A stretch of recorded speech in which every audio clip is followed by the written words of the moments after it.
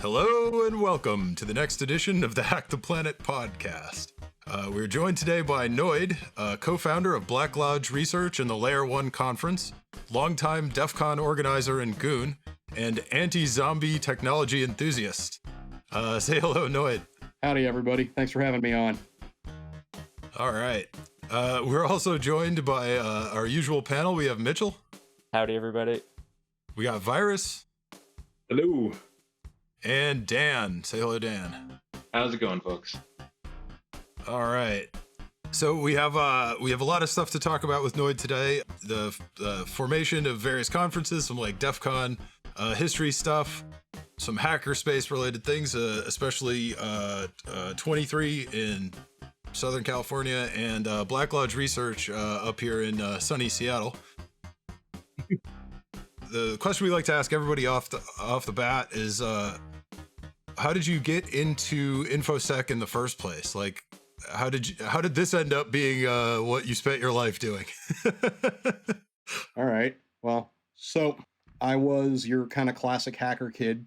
When I was a little kid, I was the one that wanted electronic games and wind-up toys and things like that. And the first thing I would do is then go hit my dad up and say, "Hey, can I use the tools in the garage?" Because I would then immediately take them apart and try to figure out how they worked and things like that. I was probably one of the only 7-year-olds with a multimeter running around. And then, kind of the classic case of got access to the computer lab when I was in elementary school, liked it. My parents ended up getting a computer when I was in junior high, because thankfully for me, my stepdad's a engineer. And he actually needed a computer to be able to do AutoCAD. So we had an 8088 XT that I spent years tricking out, getting every ounce of freaking processing power out of that thing. And then, it was just a matter of time before I learned about modems. Then I asked for one. My mom and stepdad worked at the same company, and their company had a BBS, and their network administrator had basically gave them some ideas on modems to get. And then, oh yeah, no, it's great. He can call, because they were worried I was going to cause problems, which valid fear. And so, he ends up getting me, kind of helps convince my parents to get me a modem. And no sooner than I start getting into the world of BBSing and dialing up to the company BBS and everything, I start interacting with this individual more and more, who immediately is like, okay, now that your parents are out of the room, here's where the good stuff is.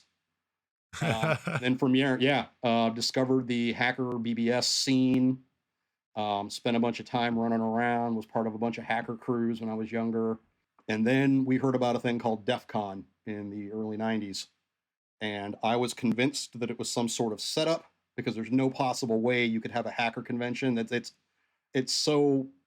like setting up a shop it's like setting up a shop that gives away free drugs. It's like, I'm not falling for that. A slice of pie sitting on the ground with an anvil hanging over it, it's that sort of like, this is a trap. But went anyways, had a blast, met other actual hackers outside of the handful that were in my area, learned about LA 2600, started going to that, and then about a year or two later ended up taking over the LA 2600 meeting, as well as getting involved with Defcon.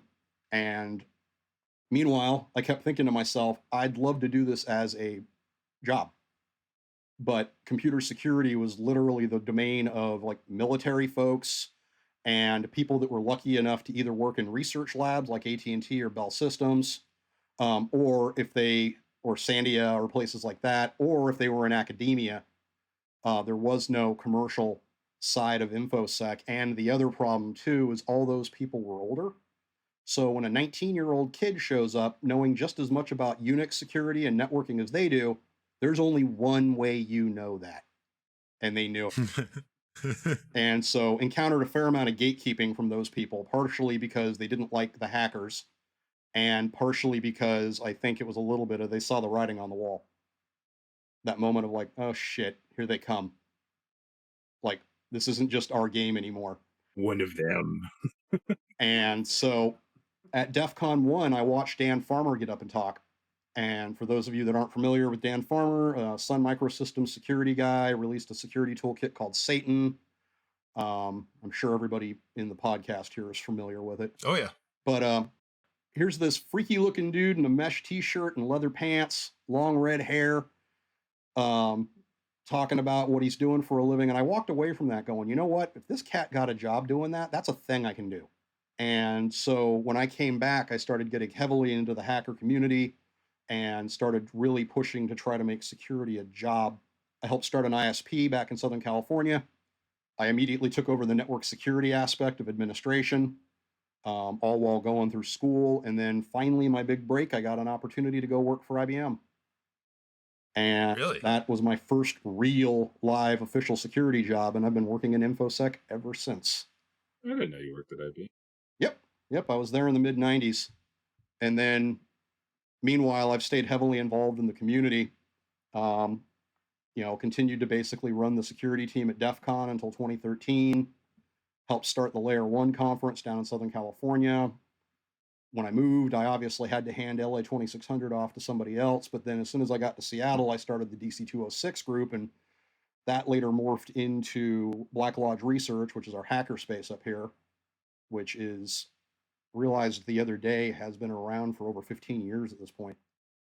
Does not seem like that, but it's been around for over 15 years. But yeah, I predated the industry, and I just stood around long enough and waited for the industry to show up, and then just sort of caught the bus as it went past.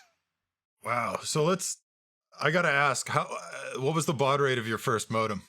300. Oh. Yeah, first modem I got to play with was a 300 baud acoustic coupler. Oh my God. Yeah, acoustic coupler. Yeah, that's the war games model right there. Yep. Yeah. And I thought that was the coolest thing in the world. And then the one my parents ended up getting me was a 2400 baud modem, which I would use that 2400 baud modem all the way up into like the 33.6 baud rate range. To the point where it reached a point where like Wares boards wouldn't let me on because I was 2400 baud, and they were like, eating. Like, we don't want you here. So I finally, and at that point, consumer electronics had dropped in price considerably. Yeah. I mean, it used to be getting access to computing equipment, especially something like a modem, it just wasn't going to happen. The best you could hope for was maybe your folks' business was getting rid of things that you could, like my first personal PC was a PS2 Model 70 that I got from my dad's job because they were cycling them out. And I'd spent the summer living with my old man and interacted with their network admin a bunch, who basically was like, yeah, you need a computer, and we're pulling these out of the airport, so here you go. And it was the most cyberpunk thing too, because the terminal was actually designed to help work with Sabre airline reservation system. So I have this PS2 Model 70 keyboard that has all these additional glyphs on it. It's like the most cyberpunk keyboard. It is so P-glyphs. P-glyphs. Because those are the ones that translate into the asterisk system, which is the second generation of the system. Oh, my God. Yeah, so cool. But yeah, like it was nice by the time I remember hardware came down. I bought a 38640 with my own money. Like I bought the motherboard, and I mean, given it took a year for me to buy all the parts to put it together, but like, yeah, and then being able to like buy a modem that was under $100, like that was cool. Because that 2400 baud modem was like $400 or $500 when it was purchased in like '85. Yeah, the prices on personal computer stuff in the early to mid '80s were insane. Yeah, it was absolutely bonkers. Thankfully, though, and this is one of the reasons why I always like to give back, is even back then when I was like 13, maybe, we had a guy who called into a BBS a bunch of us frequented, who he himself was in his 30s, and he had done very well for himself. If you needed hardware, that dude had it. And then it was a guarantee. If you could find somebody to drive you out to his place, not only would you leave with whatever it was he'd promised, but you'd leave with a ton more. Because he was just so happy to see this young generation of hacker kids turning up. And it was like, oh, the only thing holding you back is money? Okay, great. Yeah, let's go out to the garage. I've got boxes of stuff. You're welcome to any of it. And yeah, everything from consumables like floppy disks all the way through things like modems, RAM. Back in the days of slow hard drives, there was hard cards. There was an ISA card that was also a hard drive. That's where I got I got a 10 megabyte ISA hard card off him. That's a lot of room. And that was mine because, you know, having to share the computer with the family, especially a dad who was a engineer, you know, I can tell you, even back in the 80s, AutoCAD from Autodesk was slow as hell, super expensive, and took up way more disk space than it needed to. Yeah. I was the same. Like I only had access to the phone line at like 3 a.m. because that's when my dad wasn't using it. Yeah. Yeah. And it was like, I took a job delivering papers. Back for younger folks listening to this, you used to be able to get a job as a kid delivering newspapers in the morning because that was a thing. Now what's left of that industry is creepy old dudes driving around at 3 a.m. in beater cars, and you have to wonder if they're casing the neighborhood or if they're dropping off the Sunday Times to the one person left who still subscribes to the damn thing. That was actually the first. That was the first job I got laid off from due to our corporate merger. I lost my paper route when the Milwaukee Journal merged with Milwaukee Sentinel. Wow, damn the man. Yeah, no, I saved my money and I convinced my mother to let me get my own phone line.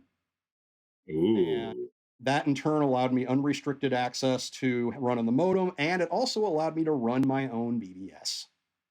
Yes. So I got my BBS set up and running. It was running, I believe, Teleguard. Ooh. No, sorry, later Teleguard, originally World War IV. Oh, you were one of those. Yeah, I was a World War IV guy. Yeah, I remember. I ran PC board myself. Okay. Wow. Yeah, PC board. Do you have a commercial copy? Yeah, not that I paid for. Yeah, because I just remember PC board and Majestic were the two that if you had money, you could run those. Majestic was the first one I think that actually supported multiple lines. Oh wow. Yeah, there was actually a chat BBS called Prism, run by a dude named Elric and another cat whose name I can't remember. But yeah, one of them had some money. And yeah, they had like 8 or 9 phone lines all hooked up and they were running Majestic, and you could pop in there and you could have a conversation with like 7 other people in real time. And I know everybody takes that for granted these days, but like back then, that was huge because usually when you dialed up to a bulletin board, the only person you could possibly talk to would be the sysop.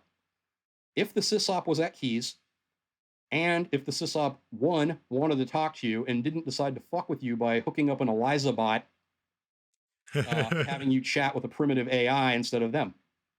And most sysops would not, especially on Wares boards and HDPH type boards, they would not ever respond to you because 9 out of 10 times it was hey, do you have insert thing here or blatantly illegal thing here? And they just didn't want to deal with it. The precursor to the IRC complaint of, will you teach me how to hack? Yeah. Pretty much. Well, in between, will you teach me how to hack and the board annoyances was the AOL era, like Me Too posts. But so what I remember about the bulletin board era, I also ran a board. We also had an older guy that I think he worked for the phone company. And he ran one of the main, there were a bunch of little tributary boards, but he ran one of the main boards in town that had 20 lines ring down coming into the board. So he had like 20 lines going into this board, which was like, at the time, no one could afford that. And I lived in Milwaukee, nobody was rich. Like there was no potential explanation, oh, this guy just has money. Like that wasn't a thing in Milwaukee. So we all believed that he worked for the phone company because we couldn't figure out how else, that would work. But I remember on those boards, so there were a bunch of little boards where there were like, forums, you'd log in and leave messages to each other. And then there were only a handful of boards that had like simultaneous, lines where you could do live chat.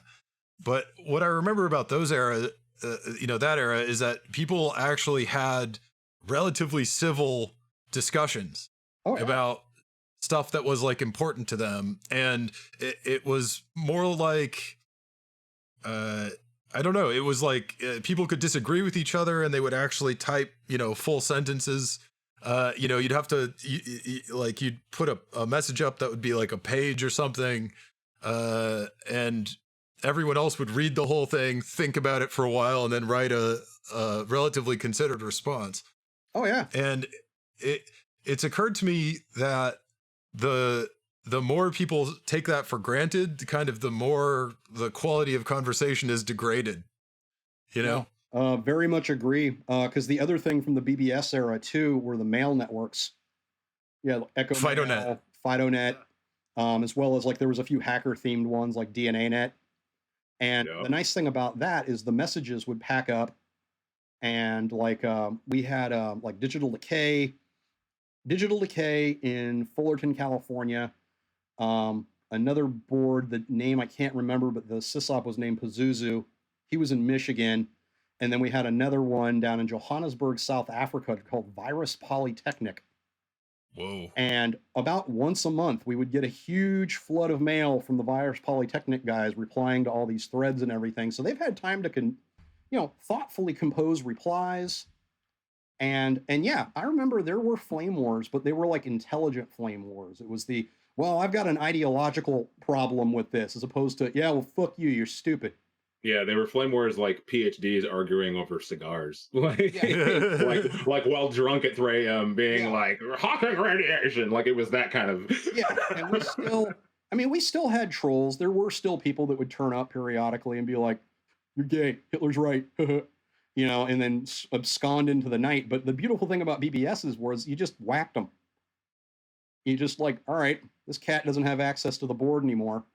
And while they might use a different name and pop back up again, we're keeping an eye out for it, because those people can't help themselves, so they'll self out pretty quick. That's kind of true. I haven't thought about that in a while. Like the distance between blocking and banning, right, is like people in general communicate in public now, so there's none of this like the god of this portion of the internet says you go away, and you go away. Like no one else gets an opinion about that, right? And now it's like, well, you can block them on an individual level, so it's like a different social vibe, right? Where like these different little. Oh yeah, well that was like the early days of IRC. I'd hang out on irc.colorado.edu, and yeah, there were basically every IRC network, whether it was Dalnet, Undernet, or whatever predated FNet, because this wasn't FNet yet. But basically, yeah, every one of those networks had pretty much the same 3 rooms: Pound Hack, Pound Freak, Poundwares. They were almost all, Wares was almost universally invite only. Pound Hack and Pound Freak were always wide open. Pound Freak, without fail, no matter which one you went into, you'd always be greeted warmly. And people just, hey man, what are you into? Pound Hack was always open, but it was almost always kind of a trap. Oh. Like you would go in there, and if they didn't recognize you, they'd sort of size you up. And they would ask some, like, there's an old hacker named Euphoria, who, if you're listening, hey Euphoria, hey Voyager, like those guys would sit there and be like, hello, I am a 12-year-old boy. Can somebody teach me to hack? Right after you joined, because they're waiting to see what you do. Yeah. And if you're like, screw you, noob, you would rapidly learn real quick that they were not noobs and that you had just been set up. And this was back in the day when basically, yeah, if you got banished from one, you could arguably get banished from the hacker community.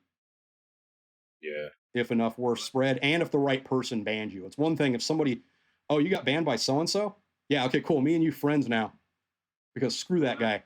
Well, and that's also like before there was vast communities of support for this software. So like bugs lived for a long time and got used like repeatedly. It wasn't like, oh yeah, somebody doesn't like you and like, your IRC client is vulnerable to this one thing, but that only works like once, right? It was like, no. Oh yeah, that actually that went back to the bulletin board era too, because a lot of those bulletin board softwares had backdoors. Oh, yep, like administrative backdoors. So even I remember logic errors as well. One of my absolute favorite boards, because there was a Wares board. I didn't like the sysop. He didn't care much for me. He ran Teleguard, and Teleguard had this vuln for a long time, where if all BBSs had hotkeys, you could either go through the menu to find the thing, or if you knew the hotkeys, And in this case, J, to jump to a message group. And if you jumped to message group -13, the BBS would crash. So I would log in usually right before his high traffic hours and then just pop on over and join -13, crashes BBS. Even better if I knew he was out of the house. You know, we had friends in common and be like, oh yeah, he's over at my place. I'm like, cool, I'm gonna crash his board. That's awesome. Yeah, there was a ton of that stuff. And I'd be willing to bet if you went and dug through the code these days, you'd find a bunch more. Because things like static and dynamic analysis of source code, like that wasn't a thing we did. Oh yeah, no, there was no constraint solving in the early 90s. Yeah, just string copy that shit and move on. Yeah. There wasn't usually any logging either, so like he probably couldn't. There was probably no trace on his machine as to why the board had crashed. Yeah. Most of the logging you usually got was some stats. You know, who are my top callers this month? Who are my top downloaders? Who are my top uploaders? And also, like, software was worse, which is a weird thing to say to a bunch of people who are constantly screaming at their computer because it's not doing what they wanted it to do. But like, you know, generally speaking now, like in the 20-aughts, like software doesn't just crash for no reason most of the time, right? But I also remember a lot of the bulletin board software literally had like, if you hit Control B at the login screen, you'd log in as like sysopp, right? Yeah, and people included these features on purpose because, like, what if you forgot your password? Right. Like the whole you know, concept of security was in its infancy, I suppose. That was like, you remember when like DCC bots became a thing on IRC and like everybody started moving away from like NTP as a way to download your wares from like, it was like XDCC stuff on IRC, and like for a while everybody was like, it was different ports of the same thing because there was only like a few versions of IRC server that everybody would run. So everybody would run the same bot. And like the bot, I can't remember what the name of the bot was, but there was like one or two bots that everybody used, and one of them had like a egg drop, and egg drop had like a base backdoor in it where like you would you would write a command and the command wouldn't work because like whoever it was had like customized it with like their art and whatever, and they had like screwed up a unikey or something, and like it wouldn't, like, you know, there was like a couple of files you couldn't download, so you would just log in and like... Oh yeah, it's funny. I got an amusing story about that too, back from the days of early IRC. Poundwares was basically, they were all a bunch of dicks, and the channel was invite only, and you could never get in there because the trick was always everybody in Pound Hack and Pound Freak were always trying to get into Poundwares so we could channel op and take over. And then somebody actually brought in a DCC bot that they named Noid. And at the time, Dalnet was the only IRC net where you could reserve your name. Yeah. And I wasn't using Dalnet because Dalnet was for losers. So we didn't go there. And I wasn't cool enough to hang out in the Pound Hack and Pound Freak on Undernet. That's where the big dogs were at the time. So there was no name reservation. So every once in a while, I'd go to log into IRC and find out my name was in use. And I would eventually figure out it was that stupid Wares bot. And I would find ways of getting it offline. I'd take it out. It would fall out of channel. I'd seize my nick and immediately get auto-invited based off my nick into the Wares channel and opt. And at this point, I had takeover scripts that would fire off, de-op everybody but me, and invite everybody in Pound Freak, and then op them with the coin. Also had somebody at one point, the owner of that bot, not realizing his bot had crashed. I start getting messages at one point from the control operator of the bot messaging me thinking I'm the bot. You can get like the logins. So at one point I get this like request that comes in, and I respond with basically password invalid, try again. And they respond again, and I was like, boom, just got the password to the bot. And then just kept saying password invalid, try again, until eventually they're like, something's wrong with my bot. Dude reboots it, brings it back into IRC. I immediately log into it and wipe out all the wares. And yeah, that was back in the days when, we used to just beat the hell out of each other, and it was a lot of fun, and it was really, by and large, nothing personal. Yeah. I mean, every once in a while you had some chest thumping that turned into a yeah, well, if I ever see you at 2600 or if I see you at Defcon or Hope or anything like that, I'm gonna kick your ass. But by and large, it was just a lot of like, I've even joked with some of the Poundwares people years later. You know, I've had a few like, oh, that was you type conversations with folks who were like, yeah, it was irritating as hell at the time, but damn slick in how you pulled it off. Yeah. So, I mean, that's kind of how, you know, everyone who kind of came out of that environment, you know, that's kind of how we all sort of learned security, was Yeah. just Yeah. messing with each other. I mean, that was like your talking point. Like you would go to a hacker event and you would just wonder who here you already knew, but you didn't know that you knew them. Like that was like first order of operations. yeah, no, you would have that trying to figure out where people are from. But yeah, there was also a certain like respect for the skill. Like the ISP I helped start, there was me and two other admins, and we used to routinely screw with each other. I would log into our Livingston port mappers, and I'd figure out what line NR was dialed in on, and I'd turn it off. Or I would find Eddie Current, who'd be online somewhere, and I found an FTP vulnerability on his Linux machine. And mind you, this is back in the day when like 386s and 486s ruled the land. And I managed to pop his box over his slip connection and get command console, realized he had X windows fired up. So I started X roaches with the maximum of 99,999 roaches and sent it to his TTY. From his perspective, his computer fan went into overdrive, everything locked up, and then the screen turned black. That's awesome. And it took him forever to figure out what had just happened. Because at that time, short of playing around on a Cray or something, you were not going to fire up X Roach with that many roaches and not have it kill the machine. No. You know, but it was all in good fun. It was all like testing our skills out and stuff, because at the time being a hacker was very much illegal. It wasn't cool. It wasn't like, you know, like if you had told me back then that like we'd have hacker tourism, you know, people turning up to Defcon that aren't into they're not hackers, but they're just into the whole scene of it.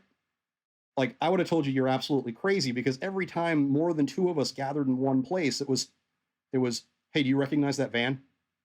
Yeah. Super paranoid, man. Yeah, that guy's wearing a suit. Like, what's up? Like, he's just standing there, you know? And it was a constant fear of like, we're going to get like at Defcon 1, right at the end of the event, there was a dude in a suit that turned up who, yeah, that guy was like a Fed. And we were all like, oh crap, here it is. Here's how it's going to happen. And this is how we all got arrested. And then, you know, nothing came of it. Although it turned out in the end, yes, he was actually with the NSA. And then later actually spent a bunch of time with the Defcon staff and was a really cool dude. And I'm not going to out him. People who were around at that time will know exactly who I'm talking about. I mean, I remember like going to Defcon early days, and like that was like part of the reason you cozied up to goons is it wasn't to get into stuff. It was because like they'd tell you who the cool feds were and the non-cool feds were. Oh yeah. Yeah. No, we usually had advanced knowledge on things. In fact, we spent a lot of time talking feds out of doing dumb things. Yeah. Such as like Dmitry Skylarov when he was arrested, and that happened at the airport. Yeah, that was originally going to happen on stage. Ooh, I'd heard that story. I didn't know it was true. We had to there was like basically say, like, if you think these people aren't above violence, like, you think again. Yeah. There was like, wasn't like Electron or somebody came to DEF CON and like had been scoped out, and the goons were like, if you start an international incident at our conference, we will destroy you. Oh yeah. Yeah, no, I've had to sit down with a few people, more than a few people at the beginning of DEF CON, and basically go, hey, so I know everything. I am eternal. And I know about the beef with you and so, or I know about this, I know about that. And if I have any, you know, I always kind of felt like Lane Mills, you know, the boxing ref, like, all right, no spitting, no cussing, no biting. Let's have a clean fight. Let's get it on. Right. You know, and I'd have to sit down every year with a handful of people and be like, look, this year we're not going to have blank problem like we did last year, right? Because if not, I will not waste additional cycles on you. I will just show you the door and be done with it, because I've got a million other people trying to like tear the hotel apart. I can't have a task force dedicated to you and whatever it is you're doing. Also, if you're wanted internationally, don't come to the freaking conference. Right. Or the one we don't seem to have as much anymore, but we used to, every year there was always a runaway. Yeah. There was always a, Mom, can I go to Defcon? Now. And okay, I'm going to go spend the weekend at Billy's house. And then, Billy's mom calls up at some point asking about her son. And then all of a sudden the jig is up. And then next thing you know, I've got Las Vegas Metro or Clark County Sheriff rolling up, basically saying, "Hey, so we're looking for a runaway." It's like, okay, what do they look like? White male, about 14 years old, in a t-shirt and a pair of shorts. Like, oh fuck, I think I saw that dude. That narrows it down. Did I have hair? Was it a black t-shirt? Yeah. Was he smoking by chance? Yeah. And so, yeah, had plenty of that. Although we actually, I do remember one distinctly where the family also came down, because apparently Grandpa lived in Nevada. And we actually helped reunite the kid. And as I was standing there talking to the Clark County Sheriff about sort of like the next steps for the kid and everything, Granddad showed up and basically was like, "Sorry to have bothered you boys," and like basically got the grandson by the ear and just like drug his ass off. And the whole time I'm like looking at the sheriff like, is this a thing we're gonna deal with, or are you cool with this? Because I'm cool with this, but I don't know if you're cool with this. It's like, yeah, because it's like, yeah, on a completely personal level with my ethics, no, that kid needs an ass beating. Yeah. I've seen this movie. Somebody about to go get the Switch. Yeah, well, I was on the phone with his mom a couple of times, and yeah, the poor lady was just freaking distraught, absolutely distraught. And every time she'd get in touch with me, I'd have to tell her that I'm sorry, haven't found your kid, nothing to report. And you could just hear it breaking her heart. You just hear it breaking her heart, because she was wondering, is he even there? Did he get abducted on the way there? Because she knew he hitchhiked. And yeah, I don't know if we have that problem anymore now that Defcon's largely indoors. And professional. There's so many parts of this story we might need to explain to younger people, like hitchhiking and what an ISP is. Right? Actually, it occurs to me. Like, and that you can run your own. Yeah. Yeah. Or even that you can run your own machine, right? It's not just an instance on Amazon. So, yeah, when you were mentioning the Livingstone boxes, I was like, oh, the Livingstone port switchers, that used to be like the core thing in every ISP, because those were where like people would dial in on modems. It was like a bank of modems. And that's how you could connect like multiple modems to one kind of, back end thing. So It was like a 30 port serial port switcher. 24 actually. Because 24, yeah. 24, but, and you could chain them together. And Livingstone, I don't think has existed for like 25, 30 years. They got bought, I think, by Bay Networks, that then got bought by, I want to say, Cisco. Yep. Who even remembers at this point? Yeah, no. But the biggest thing with the port mappers was that they were that magic interface between the packet switch telephone network and the TCP/IP stack, because the modem answered the call, the modem connected, but then when it needed information for its PPP slip or C-slip connection, that's when the port master would determine things like, okay, here's my IP range. I've got this IP address open, so I'm binding IP address 192.168.1.4 to what I view as port 20. And then that would also connect it back to the other authentication system. So if I came in and said, hey, we're getting complaints from users that one of our users in chat is being abusive, I could go in there and say, okay, who is the user? Okay, when did they log in? And it's like, okay, and then they're on Portmaster 2, port 19. Great. Let me go in there, flip that switch, and then shut them down for the night. Man, I remember the first time I got IPX, SPX working on box. So proud of myself. Was it to play Doom? Yeah, Doom. Descent Or, 2, but basically. Or the original Command and Conquer. Oh yeah, see. That was how I got into it, man. I was like the same deal. I was like trying to get into Poundwares and like couldn't get in. So I was like, oh, what can I do to let them let me in? And they were like, well, can you crack stuff? What's that? I should learn to do that. I miss thin coax. Ooh. Nice. You really knew when it was connected.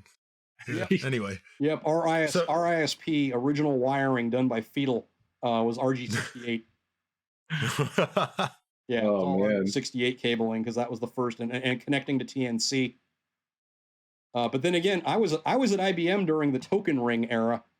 Ooh. And I still remember those gigantic, ugly token ring connectors. I still have a port energizer floating around in a box someplace. Because kids today just plug the Ethernet cable in and wait for the link light to turn on. It used to be you had to plug a device with a 9-volt battery in it into the port to let the switch know the port was about to become active, and it would energize it till relay opened, and then you could plug your then you could plug your token ring cable in and take part of the awesome 8 megabit or 16 megabit token ring network. And also monitoring it for a while fast to make sure your ground was low enough. Because yeah, you'd get like dirty ground and then everything would go to shit. You'd have to like start over again. Although the one thing I did like about token ring, no broadcast storms, no collisions. True. You either have the talking stick or you don't. So that was kind of slick. So we kind of jumped into some Defcon stories, and you mentioned going to the first Defcon, but I'm kind of wondering, like, how did you transition from just going to Defcon to being involved in Defcon? Well, I have this bad habit of when I do something for the first time and I get really into it, that I want to be a part of it. I have a very hard time being a bystander or a passenger. And so after the very first Defcon, I got Dark Tangent's phone number and started calling that dude. And then he, at the time, had some sort of agreement with a local telecom. And he had the ability to do like conference calling, which was like huge.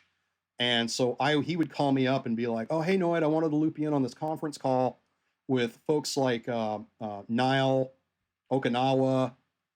I think Rogue Agent was around during those times, Q-Master, Zylorg, like all the old school dudes. And we would start talking about the next Defcon. Like I still remember the conversation before Defcon 2 of, should we do another one? You know, one was entertaining, but do we really want to do a second one and like roll the dice? And then from there, it sort of became kind of this thing that I was a part of. And then right around Defcon 5, we'd started to get big enough that we actually couldn't all just be quote unquote staff anymore. Because it used to be like, I've got a photo from Defcon 4 or Defcon 5 of all of the senior staff at registration, including Jeff Moss, we were literally late opening up registration because we were waiting for him to come down from his hotel room with the cash box. And we would stand there and take your money and let you in. This is well before the reg grannies. This is well before all that stuff. But then we'd reached a point where it's like, okay, people want network access, so we need to build a networking team. And we're starting to get a lot of people here, and occasionally are starting to have little blowouts. We need security, you know, and then things like speaker ops. Like, it's okay, I know this guy's here. I saw him last night. Has anybody seen him today? Because he's going on stage in 10 minutes. And so, not sure if late or alcohol poisoned. And so at that point, we started to kind of break into smaller groups. And at that point, amongst the senior staff, everybody kind of started to, you know, take what they enjoyed. Video Man and company were like, we're gonna take over this networking aspect of it because that's awesome. You know, Agent X is like, yeah, he's like, I'm gonna do speaker ops.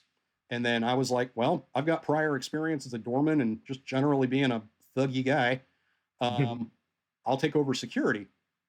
And Defcon 6 was the very first Defcon security team. It was myself, Bink, Priest, and yeah, myself, Bink, and Priest. And I do believe that was it. Three of us. Priest. Oh, Priest. 3 of us. And then starting at DEFCON 7, we were at the Alexis Park. So I was like, whoa, okay, hey, I'm going to need like 10 guys. And then the following year was like, I need 30 guys.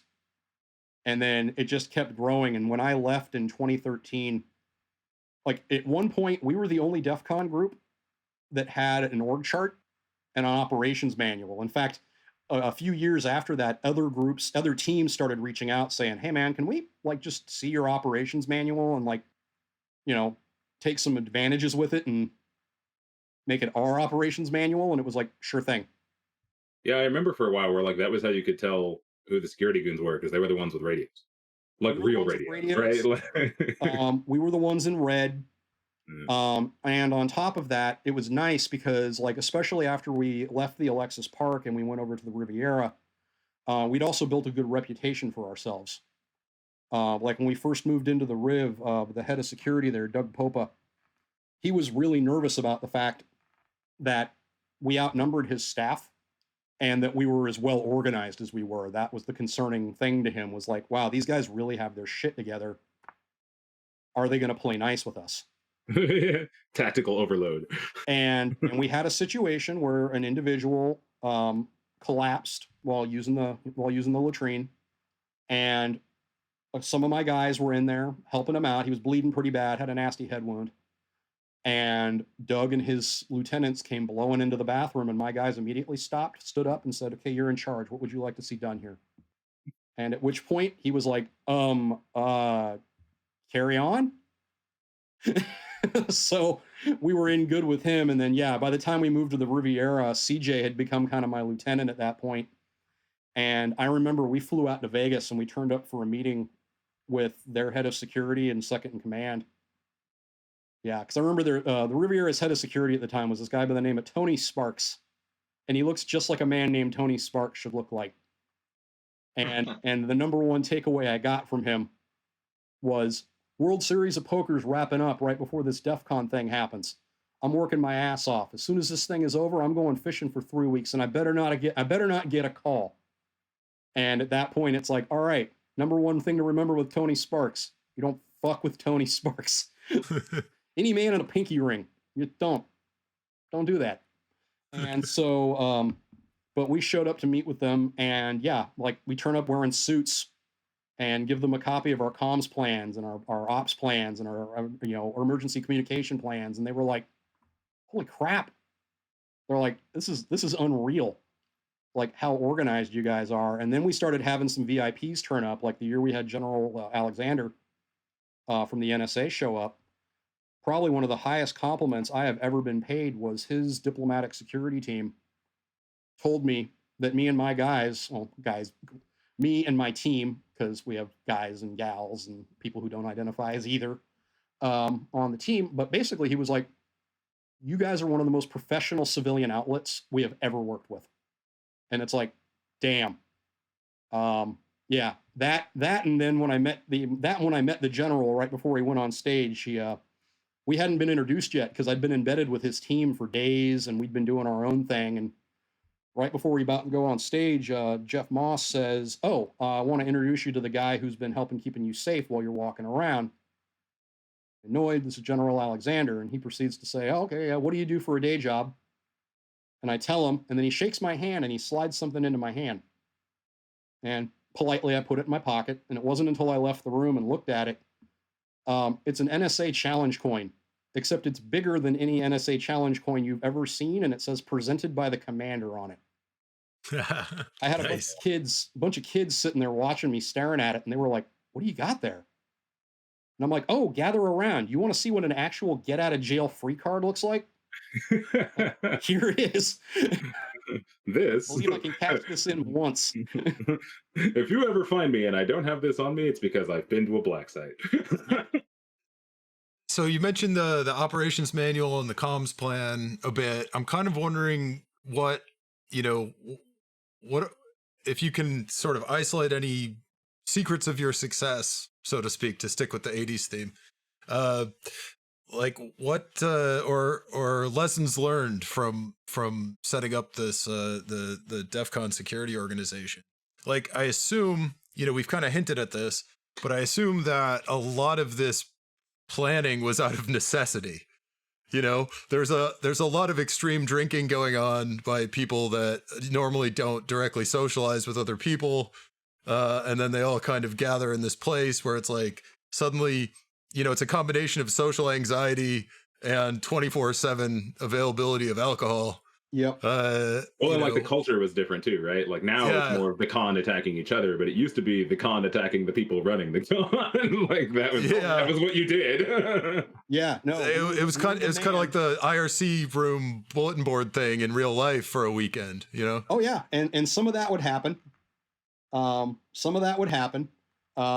yeah, a lot of it did come out of necessity. Because in addition to, socially awkward people drinking alcohol, there's also the aspect of socially awkward people drinking alcohol in 120 degree weather with 8% humidity and going, I can normally drink 6-7 beers at home and not be this messed up. What's going on? And it's like, because you're literally dying. Every minute you spend outside, you're literally dying. In fact, we used to have a thing back at the Alexis Park that I used to call the Magic Hour. And it was this wonderful period of time right around where the sun went below, I'm not going to say the tree line because there ain't no trees, but like the city line. And it always seemed to coincide with right around dinner time and the last talk of the day letting out. So all these people who've been drinking beer all day long and then sweating it out, suddenly the temperature drops 20, 25 degrees. And just zang, it hits them. And within that 60-minute window, you will have 90% of the problems you're going to have that evening. Because all of a sudden people go from, I'm fine, but a little drunk, to non-responsive and laying on a sidewalk. Somebody who all day long had been behaving themselves has now decided they're going to throw a punch at somebody. Like, it's all of a sudden, it's this like, I literally had a magic hour once where I was out of cigarettes. I had to bum one off of a paramedic who was loading somebody into the bus. And by the time I finished it, I bummed another cigarette off of the same paramedic dealing with another medical on the other side of the property. And at which point the paramedic was like, look, these aren't free. Like, I go buy your own pack. And I'm like, look at the timeline. I've literally not had the opportunity to run up and go buy a pack of cigarettes yet. And I don't trust any of these cats enough to hand somebody $5 and say, go get me cigarettes. But yeah, in terms of lessons learned, this was effectively my first management role. This was the first time I ever managed people. And I had some hard lessons to learn. And the biggest one I learned was trust in your people. Trust in your people, delegate to them, powwow with them. Yeah, they're looking at you to have the plan. But if you don't have the plan, that's perfectly okay, because they're happy to throw their insights. And so I had this attitude in my head, one, kind of as an engineer, that engineering mindset of you got to do it all by yourself. You can't count on other people. But on top of that, too, I had it like, okay, I'm in a lead role. Everybody's looking to me for direction. I have to provide direction for everything. And I had developed a staff of about 30 people at this point who were just constantly like, Noid, what do you want me to do? And I'd be like, fuck off. I'll figure it out in a minute. Just give me 5 goddamn minutes, And then a bunch of my guys basically almost mutinied on me. Is that where Noid said I could came from? Nope, that comes in later. But yeah, a bunch of my guys almost mutinied on me and said, like, look, man, like if you're gonna go this alone, have fun. But like, seriously, we're here to help you. Tell us what you need help with. And they're like, and we're not looking for tasks. What do you need help with? And at which point I was like, well, what I need help with is trying to figure out what I need help with. And they were like, all right, perfect. We can work with that. Yeah, no, the Noid said I could, or I told them they could do it. It's cool. That literally came about 4 or 5 years ago from Twitter leading up to DEF CON. A bunch of the DEF CON furs were wondering basically, were they going to get hassled if they were to go walking around Defcon with their fursuits on, like the hoods. I mean the mascot heads and everything. I don't know what the hell you call the head of a furry costume, but they were curious if they were going to get hassled. And I was watching this, and I was maybe a little inebriated, and I fired up Microsoft Paint, and I wrote a permission slip that said Defcon staff. I said they could do it. It's cool. Signed, Noid. And I posted to Twitter and said, if anybody flips you any shit, just show them this. And it has since taken off. People have made stickers of it. I know several people who carry it in their wallet. Well, was it? I think it was two or 3 years ago. They actually, as like a joke for the like, I don't know if they did it for other forms of staff, but like for the CFP review people, in our little goodie bag, they gave us Noid stickers. They were like labels that said Noid said I could. Yep. And it was like your get out of jail free card because you were like special staff. You got one Noid pass. Yep. We also had there's a shitty add-on of it. The DC Fur guys made. And yeah, there's a shitty add-on that says that is the copy of that, the copy of the hall pass. I actually have a variant of it that I carry in my wallet that says Defcon staff. I told him he could do it. It's cool, and it's signed Noid's wife. Because there was some argument as to whether or not I was covered by my own hall pass. And so I've got a hall pass from Evil that exempts me and lets me do things. And it's funny too, because we've literally had people show us their hall pass. We've had goons ask for the hall pass. And when people have presented it in front of others, our goons have said, oh, we'll carry on then, and walked away, and had people like standing around going, what the hell just happened? Yeah, it's a good way to like deliver things to the SOC. Yeah, it's like, oh, they have a hall pass. Yeah, and like obviously for like the more like secure areas, like yeah, you'll still get side-eyed because like people know that. But like if you're like delivering beer to the SOC, like it's a good idea to have one because it'll at least get you like that far. Yeah, well, what I get a kick out of too is when I head to the SOC these days, because the staff when I left, I had about 90 people under me, and now the goons, that particular team is like 200 something. So there are a ton of goons who literally don't know who I am. They're on a team I started, and they don't know who I am. And so every once in a while, I'll show up at a DEFCON, and I'll start heading towards the SOC without a badge on, and I'll get challenged. Sometimes it's on purpose. Had a guy once, he kept looking at Matrix, who was his lead. And Matrix, you could see him pointing, like, that guy doesn't have a badge, hit him up. and so I saw him doing that, so I'm like, okay, he's testing this guy. He's testing this guy to see what's going to happen in the event of actual conflict. So yeah, the guy comes up to me. We're walking on either side of a bunch of stanchions. He proceeds to say to me, sir, do you have a badge? I say, nope. And he's like, well, you need a badge to be back here. And I'm like, I don't. And he's like, why not? I said, because I'm fucking special. and I'm just kind of being abrasive on purpose at this point, because it's like, I want him to know that this is not going to be an easy, oh, I'm lost, or I'm looking for the Henderson wedding. I wanted him to know, like, nope, I know exactly where I am, and I'm gonna just be a problem, because we were coming up on the end of the division, the end of the stanchions, where we were now going to be face to face. And the whole time I'm just watching him, and he's just watching me, and I liked him. Because he had this look on his face of he wasn't going to let this slide, but he also wasn't going to haul off and pop me either. Right. And afterwards, like at the last minute, Matrix ran over and basically pulled him off, introduced the two of us, and he's like, "Yeah, I can't remember the dude's name, but he was like, yeah, he's probationary this year, until somebody vouches for him." And I just said, "I do. You know, I'm vouching for the guy." Because I told him, I said, I got the distinct impression that you were not going to let up.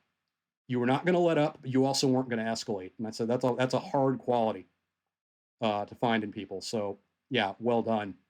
But I've also gotten hit up before. But then again, the same thing happens to Jeff Moss. One of my goons hit Moss up once for not having a badge and cutting the line down for badges. That was pretty funny. And Yeah. felt super bad about it. Like, oh my God, I can't believe I did that. Oh my God, I'm such an idiot. But even Moss was like, this is literally what you're supposed to be doing. Like, you literally did your job. like I can't get mad at you for doing your job. Yeah, it would be nice if you recognized me and just left me alone, but I can't get mad at you for just doing literally what you're supposed to do and what I want you to do. Yeah. Well, and I feel like the modern party environment, like the demands are even a little bit crazier, right? Because it's like Yeah. the lines are even more blurred, and you have people who are like quote unquote running their own party, so they have like some kind of say, but they don't work for the hotel, and then they get like just the threat level kind of goes up, right? Like, Oh yeah. I mean, I remember I don't even know how many years ago where like some dude was like off his meds and was mad that he couldn't get into a party, so he came back with like a knife and just ran at whoever was in the front of the door, and like Yeah, they moved, so he got in, but they were like, crap, we can't let anybody else in here now. Yeah, and part of it too is he actually didn't really do anything threatening with the knife. It's interesting to see how some of the stories morph over the years. That dude was nuts. Oh yeah, no, I saw it happen. Like that one I saw. Yeah, but like, yeah, he pulled the knife out, but I don't think it was even open. He just had it in his hand, like, huh? Is this what you're asking me for? And the dude at the door interpreted it as, okay, great, homeboy's got a knife. Like, that ain't good. Which admittedly is the appropriate response. Right. Because it's like, okay, while he's not brandishing it and waving it around and threatening to cut people, we have established this dude's like not quite in his right mind, and he is armed. So, yeah, at that point, I'm not going to wait for intent to rear its ugly head. So, yeah, the dude from the 303 party that called in, like, that was definitely the right move. And then, yeah, we walked that guy out, and he just had no idea. Yeah. No idea, like, wow, what's going on? I remember he was like on the dance floor, and that was, and I remember that being the thing. It was like there was like 5 or 6 people outside, but they were all being very careful not to have too big a show of force inside because they didn't want to agitate him, right? So they were like, no, we'll just wait, observe him for a while, wait for him to be calm, send one person in to interface in a calm, direct way, and escort him out. And that's the other thing too, is you also have to worry about when you mob, it draws attention. Like one of the things I learned at the Alexis Park really quick was that when we had to get someplace, like let's say we're up by pool 1 and there's something going on down by pool 3. Previously, we would just sort of run straight up the middle. The problem is they see a bunch of goons running, so you get a bunch of tag-alongs. And now you get there, there's something going down, and you have a bunch of people that are like in the middle of it. Most of them are drunk, and they're not being nearly as helpful as they think they are. And so we learned really quick to start using alternate routes. Like I would divert out and run down the drive, because the Alexis Park basically had parking lot that went all the way around it like a U. And if I heard a call go out, I would deviate out there and then basically haul ass down to where it is and then cut back in. Yeah. So that way, it also had the advantage that if somebody was being squirrely, it's that like I don't see a goon around here who's going to tell me, oh crap, there they are. I lived that one. we borrowed the club once with permission, and I guess like the word didn't get round to like everybody. So there was like a 10-minute period where we're like, it was like me and 4 of the people who were like walking around with the mobile club, everything's fine, and then like I think we were like where the skyboxes were or something like that, and I turn around and I don't see anybody. Look forward and don't see anybody. We're trying to get into this party and we're doing the whole negotiating thing, and then I turn around again, and it's been like not even 60 seconds, and all of a sudden there's like a line of red and Pappy like right in front of me, and I'm just like, where did you all come from? And Pappy's just like, hey man, why do you have the club? And I'm like, no man, I asked so and so. This isn't like a Noid said I could do it. Like, no, really. And he was like, oh, okay, fine. And then like this like mob of people just kind of vanish in the night. I'm like, what just happened? Did we almost die? Like, well, that and right around the time Defcon started to kind of like settle down, there was less and less craziness going on at night. So 9 times it's the same thing like when you watch cops in like a quiet suburb. One cop pulls a kid over for riding a skateboard, and suddenly you've got the entire police department in the parking lot. Not because they think you're, not because they think you're Pablo Escobar, but because there's literally nothing else going on. And it's the same thing. Like, it got to the point things would get so dull some nights that literally any radio traffic, people would come running just to be like, well, fingers crossed, maybe something will happen, And then, of course, we show up and it's like, hey, who's this talk? Oh, fuck, it's virus. Like, all right, virus, which means Adam and CP are probably floating around here somewhere. And Yep. That's a thing. So, just to get a sense of the change of scale over the years, how many people do you think were at the first Defcon? So I've heard DT say 100. I argue that number. I honestly think it was less. And I still swear there were more people at the Friday night mixer than there were at the event on Saturday, and even fewer on Sunday. Because I know a bunch of Los Angeles dudes. That's how I met them. Antichrist and a few other folks. They literally drove out for the party. But not the conference, because they were like, yeah, screw it. It's probably a big Fed bust thing waiting to happen. We're going to hang out with you guys, and we're going to get the hell out of here while we can still walk. But I swear there were more people at the party that night than there were at the event when it started. So I'd say anywhere between 50 and 100. And then, the entire event filled up basically a multi-purpose room. Tiny little multi-purpose room, and we could smoke in it. Yeah. Oh, yeah. Yeah, that was a different time. That was the thing. So that at the Alexis Park, what was it capped at? Like 3,000 or? I think our final year at the AP, I think we were at 3,500 people. Yeah. That sounds about right. Yeah. That was there with the tents. Yeah, and we had those tents, and we were over capacity, and it was like an ongoing issue of trying to keep everybody calm, organized, but also cool and hydrated. And yeah, it was just I miss the Alexis Park days. Those were probably like peak Defcon. They were amazing. They were fantastic. And if you missed it, you totally missed out, and I'm sorry. But I will say there was something to be said for moving it back inside. Yeah. Although an interesting side effect of that, prior to Defcon moving to the Riviera, I never got sick. I never got post-Defcon illness. I never got the con crud.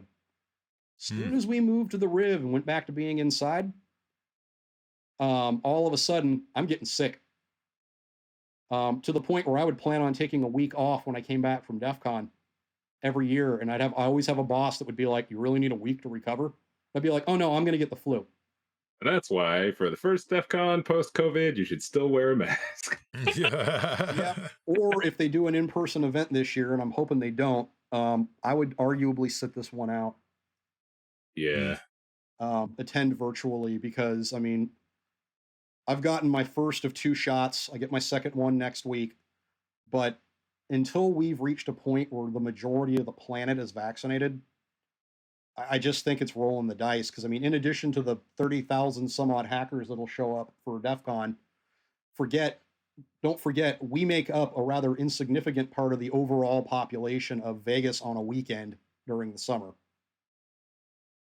So even if every Defcon attendee was vaccinated, realize you're going to be interacting with just a metric fuck ton of people who have nothing to do with Defcon and might not be vaccinated. And so at the end of the day, you might catch COVID, not from a Defcon attendee, but from some rando you were who's playing a slot machine next to you. Well, and that was kind of I caught the end of the Alexis Park era, and then there was a big shift when they kind of moved it into the casinos. And the Riv was the first place, and it was kind of like, the Riv had that whole back section with like the skyboxes and all the like a huge, conference space that was kind of away from the casino floor. And so that kind of buffered the fact that you were in a casino. But I do remember the casino security guards who are used to dealing with like casino problems, having a lot of anxiety about all the hackers, you know, like doing random stuff with some of this, you know, making the screens say funny stuff and kind of just running around. Oh yeah. Well, a huge chunk of that too came from the fact that the Alexis Park was not a gaming property, and technically wasn't even in Las Vegas. Alexis Park at the time was in an unincorporated Clark County. Oh, really? Yeah. So it was kind of nice because in terms of law enforcement and things like that, they didn't have to worry about much. Because within Nevada, there is one agency that all the hotels fear, and that is the State Gaming Commission. Because the State Gaming Commission has the ability to walk into a Caesar's Palace and say, yeah, I know who the fuck you are. Shut it down. Shut it down anyways. Kick everybody out. You know? And so when you bring hackers into a gaming property, all of a sudden tensions go up high because it's like, okay, great. We got a bunch of computer wizards. And now we have to worry about them versus the State Gaming Commission, because the State Gaming Commission is honestly the bigger fear. And the response you saw was more them being afraid of the State Gaming Commission than them being concerned about the hackers. Yeah, that makes sense. We had more than a few situations where hackers being hackers would stop and look at a malfunctioning slot machine, or they'd look at the bank of computers that were handling all the slot machines are networked, and they talk back, and sometimes you can see the command console. And of course, as hackers, we're inclined. We want to stop and stare at that and go, oh, no shit, look at that. It's running Linux. But they would be like, oh, what's that guy doing? Oh, no. Oh, no. Oh, no. Oh, no. Did that guy just hack the video poker machine? Oh, crap. Like, we're about to get raided. And you'd have to talk to them and be like, no. Just in this particular case, this hacker was drunk, and one of these things didn't look like the other, so he went to investigate and was amused to see that it was a Linux machine that was booting up the video poker. You know, but of course it also led us to the interesting question of like, why? Why did you think he hacked it? Is there a way to do that from the touch screen and the keypad? Because it's like you're playing your hand a little bit here. You seem to know something that I don't know. Because you're worried that you're worried about an event, which in my mind shouldn't be possible, but you think it's happening. And I don't know whether you're either that ignorant of computer hackers, you know, sort of like the jailers that wouldn't let Mitnick use a phone because they thought he'd whistle launch codes, not realizing that's not how your this behavior. works. Your behavior is telling me something about your threat model I don't think should be there or should already be mitigated. Yeah. And so I don't know whether it was a high level of ignorance on their part of like, oh yeah, any computer hacker can just be near a computing device and they can hack it with their mind, or whether there was a legitimate like, oh crap, did they figure out the magic sequence? Yeah. You know, far left, far right button while alternating touches between top left, top right on the screen, or some crazy thing like that. Because I know some ATMs are like that, and I would not be surprised if gaming machines were like that as well. But the Atari code, but for adults. Yep, that, and there's also we come into weird policy conflicts as well. One of the things that we had to change was I told my guys, you'll always notice that any hotel, a casino, any hotel that's got a casino and the conference center, look at the carpet. The dividing line between the two, the carpet patterns will almost always change. And so that was what I always told my folks. Was when the carpet changes, you are not in charge anymore.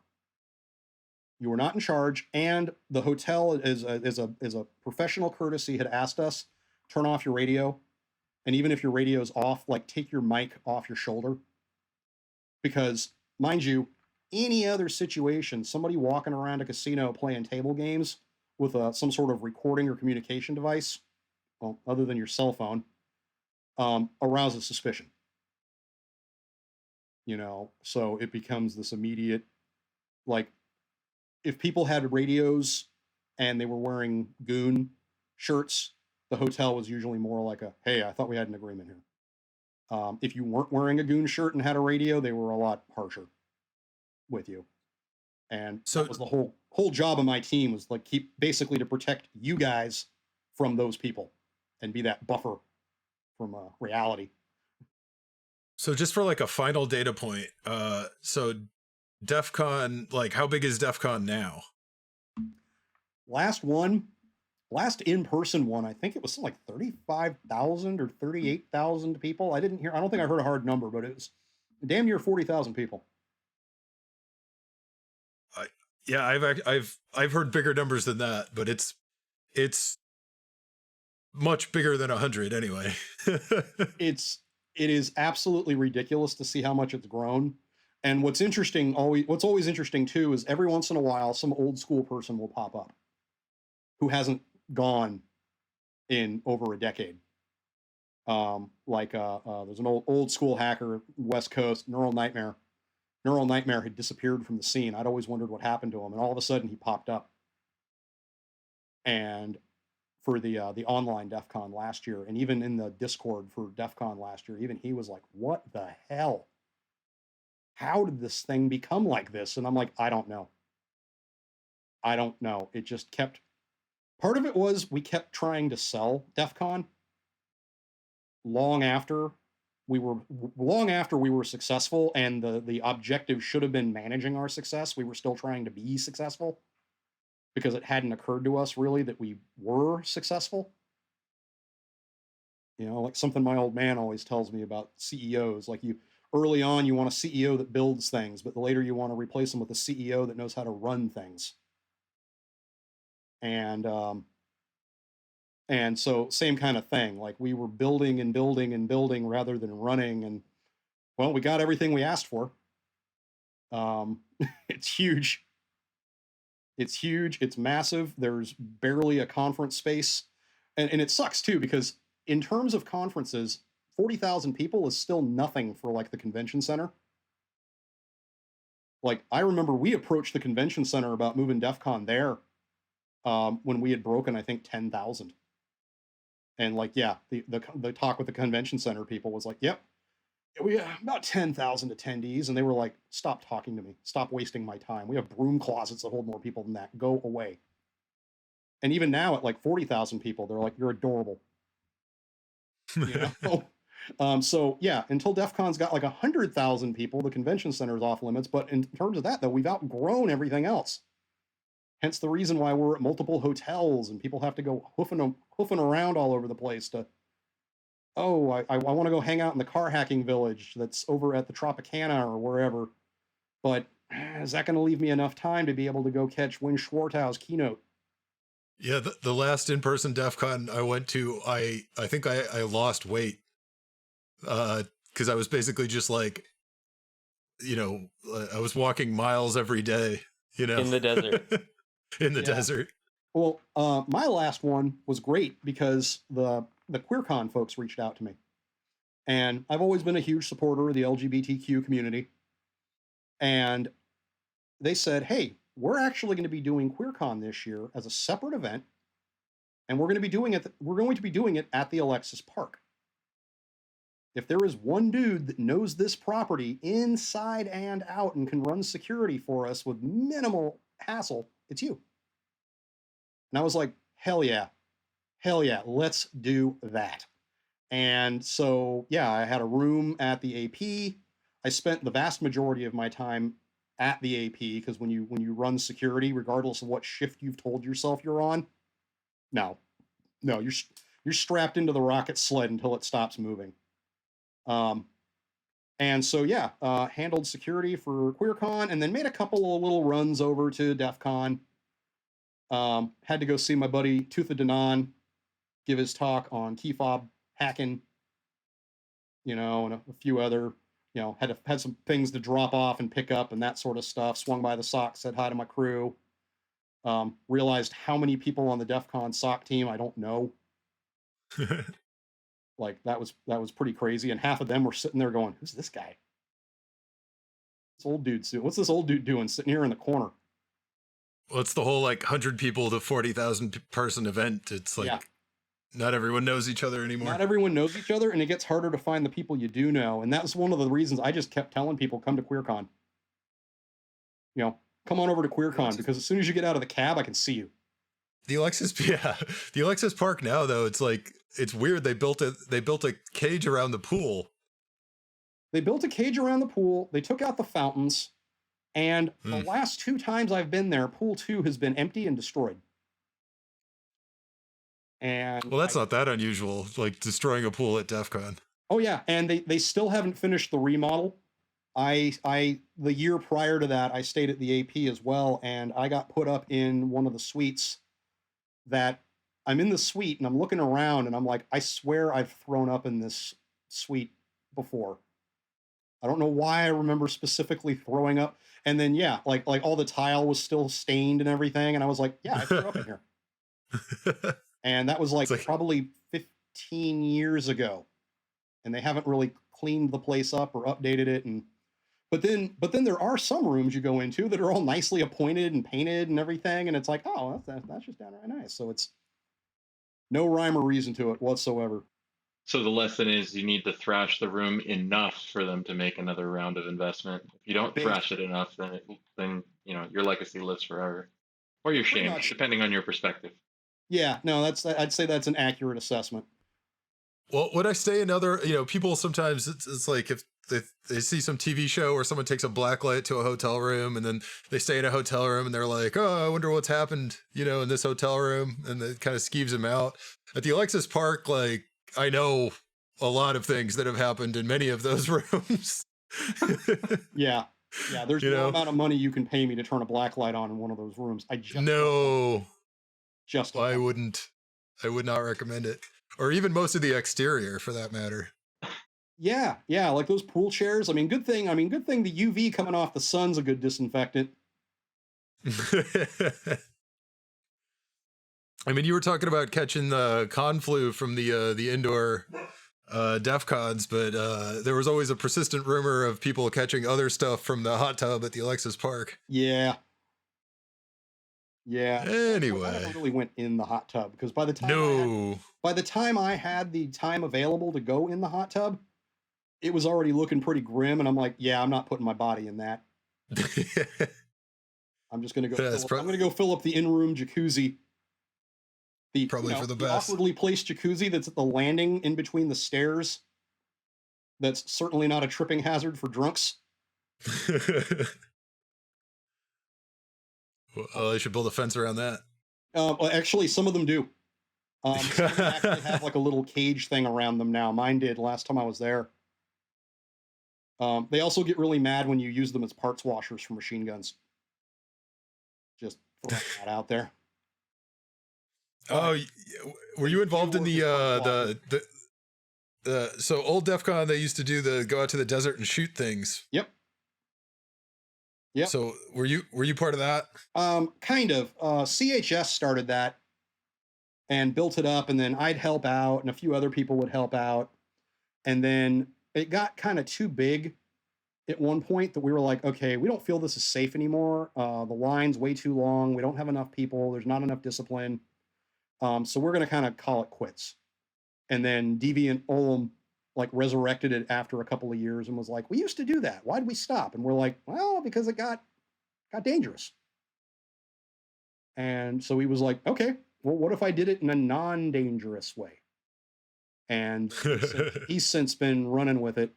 But yeah, I was just more of a range officer at that one. I didn't really have any involvement in the organization of it. In fact, it was usually my chance to go out and shoot. And wasn't there some law enforcement involvement one year? Yeah, so we're out shooting once, and somebody on the other side of the hill from us kept touching off some sort of explosive. Because you'd hear these huge earth, to quote Marvin the Martian, there's supposed to be a kaboom, a huge earth-shattering kaboom.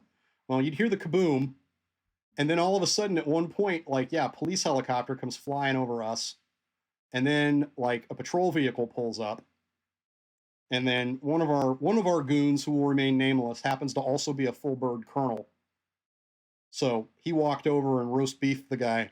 And for those that aren't familiar with the term, roast beefing somebody is a law enforcement term where you flash your badge somewhat covertly, not in a professional manner. Not like I'm with the police and I need to talk to you. It's more along the lines of, oh, I heard there was a special discount for people getting lunch here, and you flash the badge. In fact, that's where it came from. It would get you extra roast beef if you were in New York. So he roast beefs the guy, who all of a sudden gets cool and starts coming back, but he's yelling at us, telling us about explosives and fire hazards, and we're explaining to the guy, like, look, we hear it too. It's not us.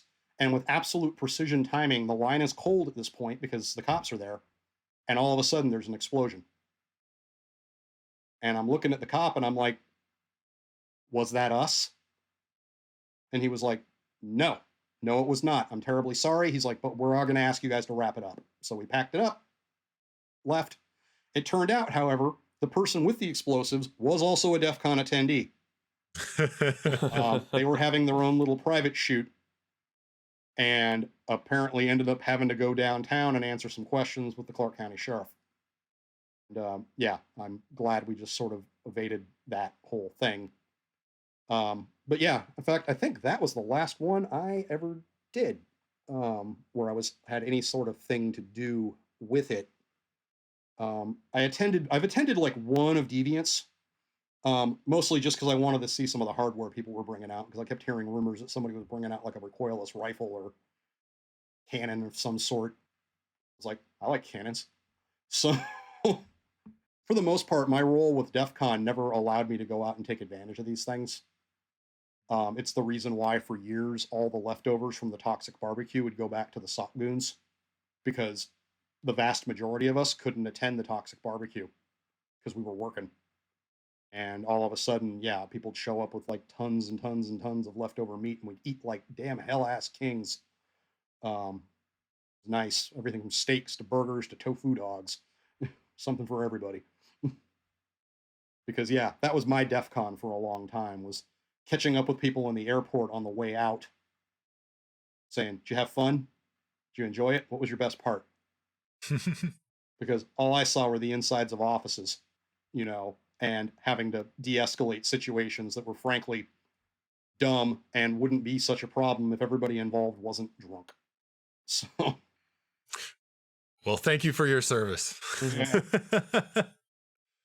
Yeah, all it got me was knee problems and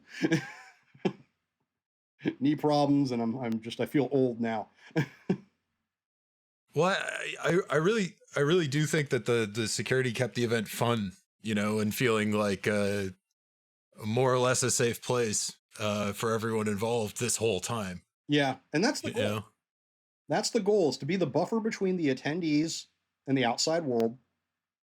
The goal is to make sure that everybody's being safe, everybody's having fun.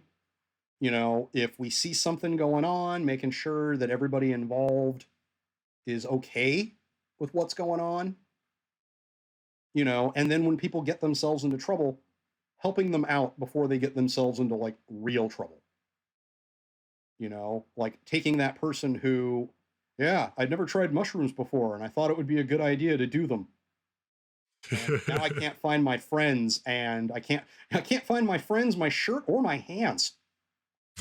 It's like, all right, buddy, we're going to get you someplace where you can be okay for a while, because if not, you're going to end up in the drunk tank, and I don't think that's a place you want to be while you're on mushrooms. So, and that's largely what it comes down to, and making sure people get back to their rooms all right and everything. I mean, the goons got a real bad rap as being like authoritarian and everything, and it's like, no, if we're coming down on you, it's because you were doing something. You were doing something that was causing a legit problem for the conference or other people. Because the number of people I've sent away in a cop car in all the years I was doing it, I can count on one hand. Whereas my fingers and toes aren't enough to be able to count the number of people I prevented from leaving in a cop car. My goal is to make sure that everybody basically who comes to the conference has fun and comes home not much worse for wear from attending it. All right, I got one DEFCON question I've been wondering about for years. Okay. Like, did you ever talk to the poor guy that had to repair the vending machines at the Alexis Park? Not him, but I did have to deal with hotel security on that, and they were not happy. because like one of the things I remember from the Alexis Park event is people were always messing with the vending machines or like the lobby ATM, and there was some guy who would show up during the event to like fix the vending machine, and he just looked like he hadn't slept the whole event, and he just like was not happy. He was like, I fixed this thing 3 times today, like fuck my life, basically. Yeah, no, I never dealt with him, but hotel security was constantly having problems. And then there was the year one got removed from its stationary location, and they weren't happy about that. I'm trying to think of who else. Yeah, we used to have to. Yeah, no, we deal with that. The vending machine, and then like the one event that like I think DT is still angry about was the concrete in the toilets. Oh. Somebody put concrete in the toilets at the Alexis Park. And one, not only did it cost the conference a bunch of money to unfuck that, you know, Moss's whole attitude towards the whole thing was, how is that a prank? Yeah. Yeah. That's...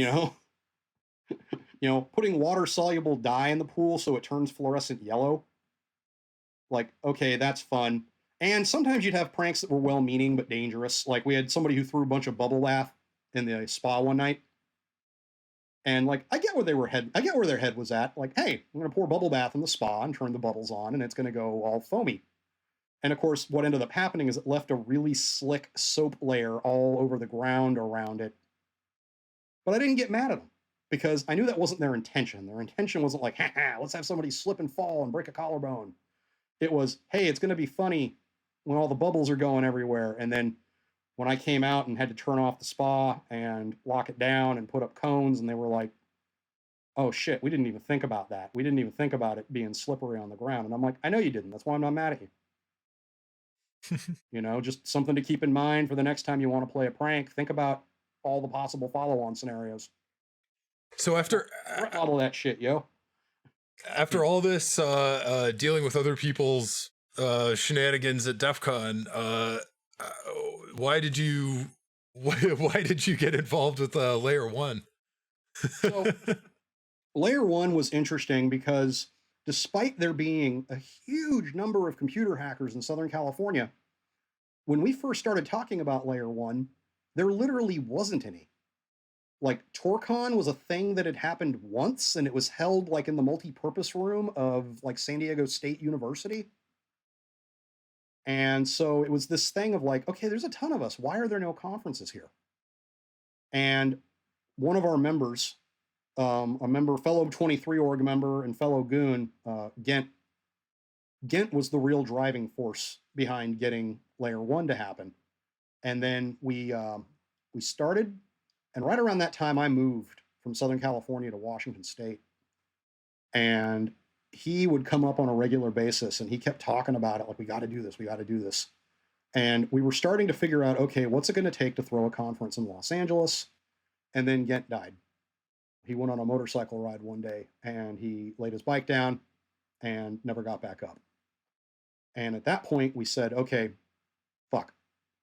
One, we've lost one of our best and brightest and an absolute positive driving force for good.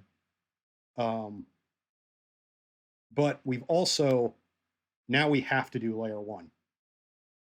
We have to. It is non-negotiable at this point. Even if we only throw one and it bankrupts us, like, we have to throw one now because, again, miss you, buddy. But we sat down and said, okay, fine, fuck it, we're going to do it. And not knowing what we were doing, because all the years I'd helped out with Defcon, Jeff Moss had always done the hotel negotiations. I had never gotten a chance to be privy to any of that. So I didn't know how the game is played. And our very first year, we were at some hotel right by LAX. And yeah, they screwed us. They absolutely screwed us. Anybody who's thinking about throwing their own hacker convention, if you are given the option to choose between room nights and food and beverage commitment, always do the F&B commit, and make sure the conference bar tab gets rolled up in that F&B commit. Because you might be thinking, how the hell are we going to run up a $20,000 food and beverage commitment? Till you realize having a nacho bar at your event is going to cost you about $8,000. and a keg of Guinness is $400. You'll hit it.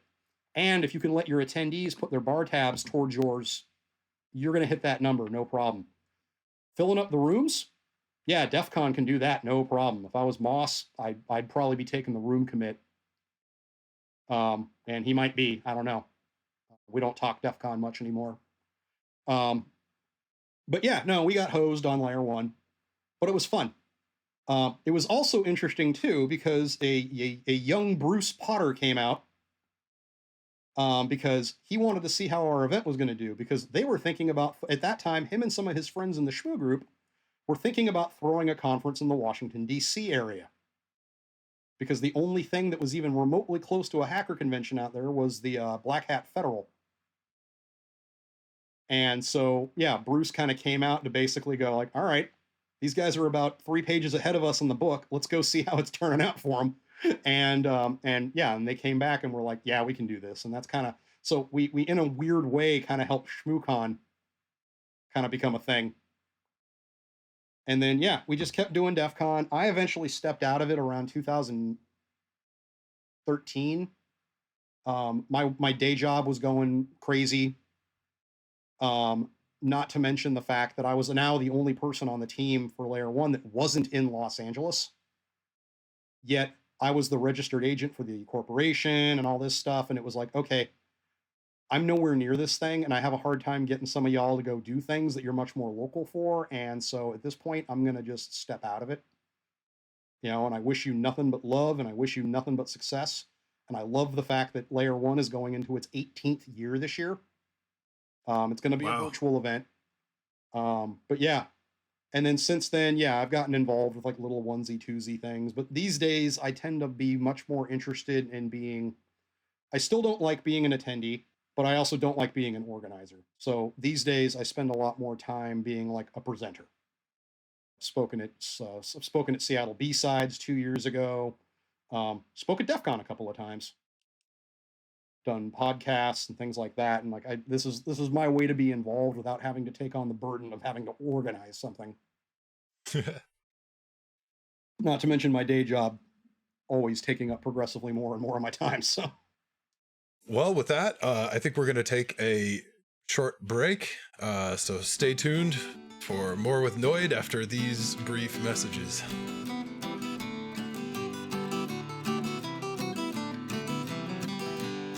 Hey, this is Ben with Hack the Planet. While we're on break, I'd like to let you know that despite the advice of our esteemed guest, both Mitchell and I will be attending Defcon 29 in person. I'm giving a talk called Offensive Golang Bonanza, which I already pre-recorded for the streaming, so I know it turned out pretty well.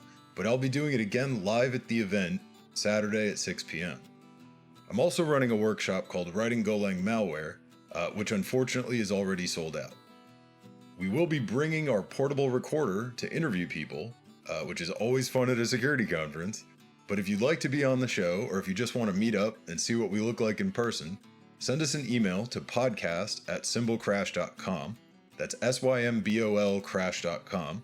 Or leave us a message on the Hacker Helpline at 206-486-6272. If you're interested in offensive Golang, we did do a whole episode on it with Sisto and Captain Spacehook you can check out in our archives. Another bit of news, if you're in the Seattle area, we are once again running our hardware hacking workshop in person. For more info on that, search for Symbol Crash on meetup.com. And with that, we return to our interview with Noid. Thanks for listening. And we're back with Noid.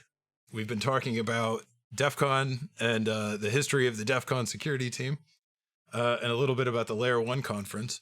So you mentioned the 23 organization a little bit when you were talking about LayerOne, and I'm kind of curious about that and kind of the older history of the Southern California, hacker scene. Yeah, I can talk about that a bit. So there weren't a ton, there were a ton of hackers in Southern California, but there weren't really any hacker groups. And you had all these, big groups, CDC and Loft and LOD, MOD. And so it became kind of a thing of like, hey, we should have like a hacker group as well. And I had registered. This was back in the day when to register a domain, you had to fill out an email template and send it to the hostmaster at Internet.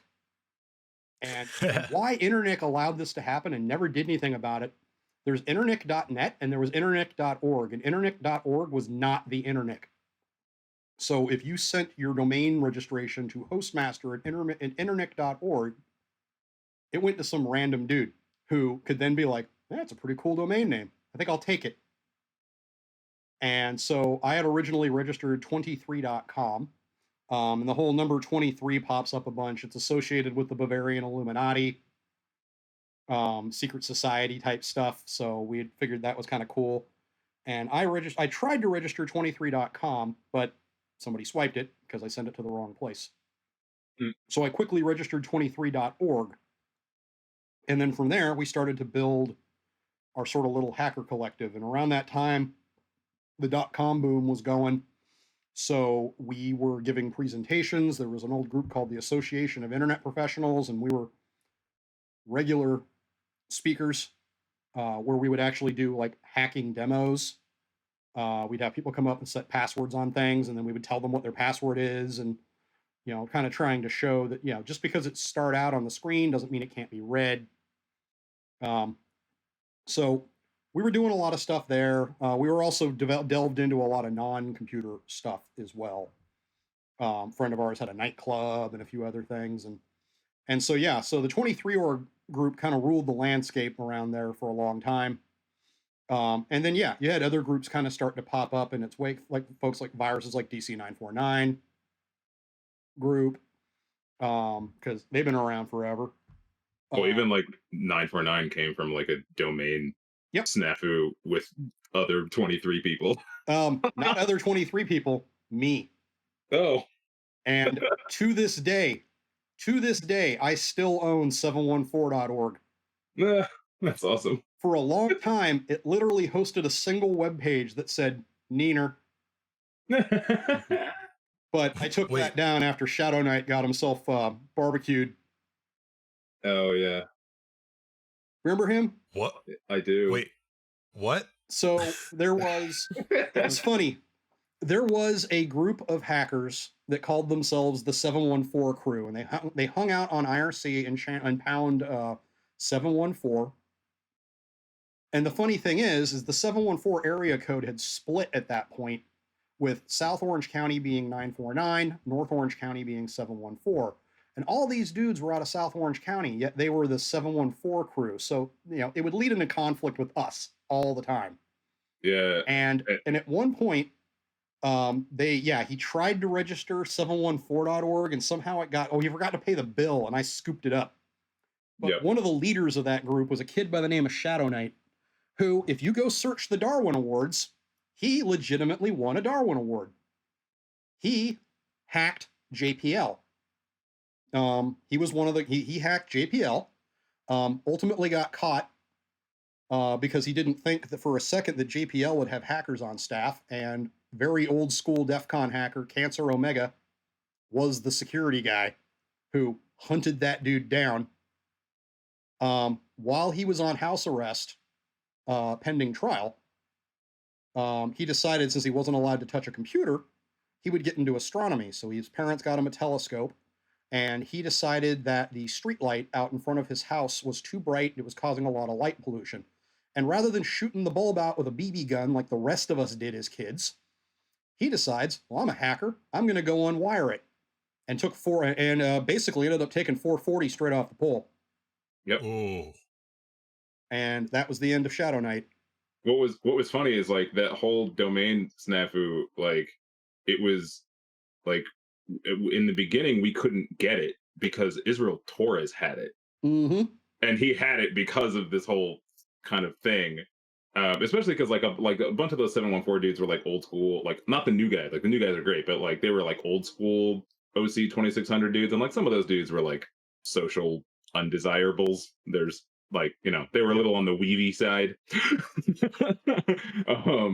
Anyway, So like Israel had this domain, and we had like met him, and he was hanging out with 23, and all these guys. And Adam was moving in the process of moving from the East Coast to the West Coast, and didn't know anybody. So it was literally just me, Adam, and Israel. And then Israel, because reasons, like vanished into the night one day Mhm. and had the domain. And it was like, well, we can both log into the server that's running the domain, but we don't have the domain. So we tried to move it, and we just weren't like, we were fast enough to get the content off the website and then start hosting a new one out of Adam's house. Like when he finally moved, but we weren't fast enough to get the domain. And then we tried to buy it back, and it was like, oh no, I don't. Okay, never mind. Yep. Still have it to this day. but yeah, no, 23org was kind of we were doing a ton of stuff. We were kind of known for our parties too. We'd throw some pretty epic parties. And then right around the time our boy Gent died, that kind of took the fun out of it for a bunch of us. And so you still had a whole bunch of 23org people that were sort of like, I want to keep partying and having fun and being crazy. But you also had a bunch of us that were like, I don't know, this isn't really for me anymore. And at the time, a friend of ours was dating a gal who was just kind of nothing but drama. And she kept trying to start kind of division within the 23org group and succeeded to a degree. And then basically was like, it's almost like there's two different groups, 23org A and 23org B. And then that's where 23B came from. So it's like, okay, we're not 23org, we're the other 23org, 23org B. So that's where that's why because we dance. Yeah. So that's the 23B versus 23 thing. Yeah. That was like there was a while where like at Defcon you'd walk up to random people and be like, why is there a 23 and a 23B? And if they were from 23B, they'd answer, we're like 23, but we dance. Yeah. And and that was the thing. 23B was largely Flea, and those guys basically still wanting to party and whoop it up. And meanwhile, the rest of us were like, we just lost one of our members, and I don't know, maybe it's time I start getting serious about my life, Yeah. Because you never know, because as it was illustrated, you never know when it's going to happen. So that's kind of where that came from. And then it was also part of why it's still there too. This was an attempt to divide us by somebody who was trying to cause problems. But in the end, it ended up becoming a thing it's still like a running joke. So it's like, your attempt to divide us actually is something we laugh about and mock.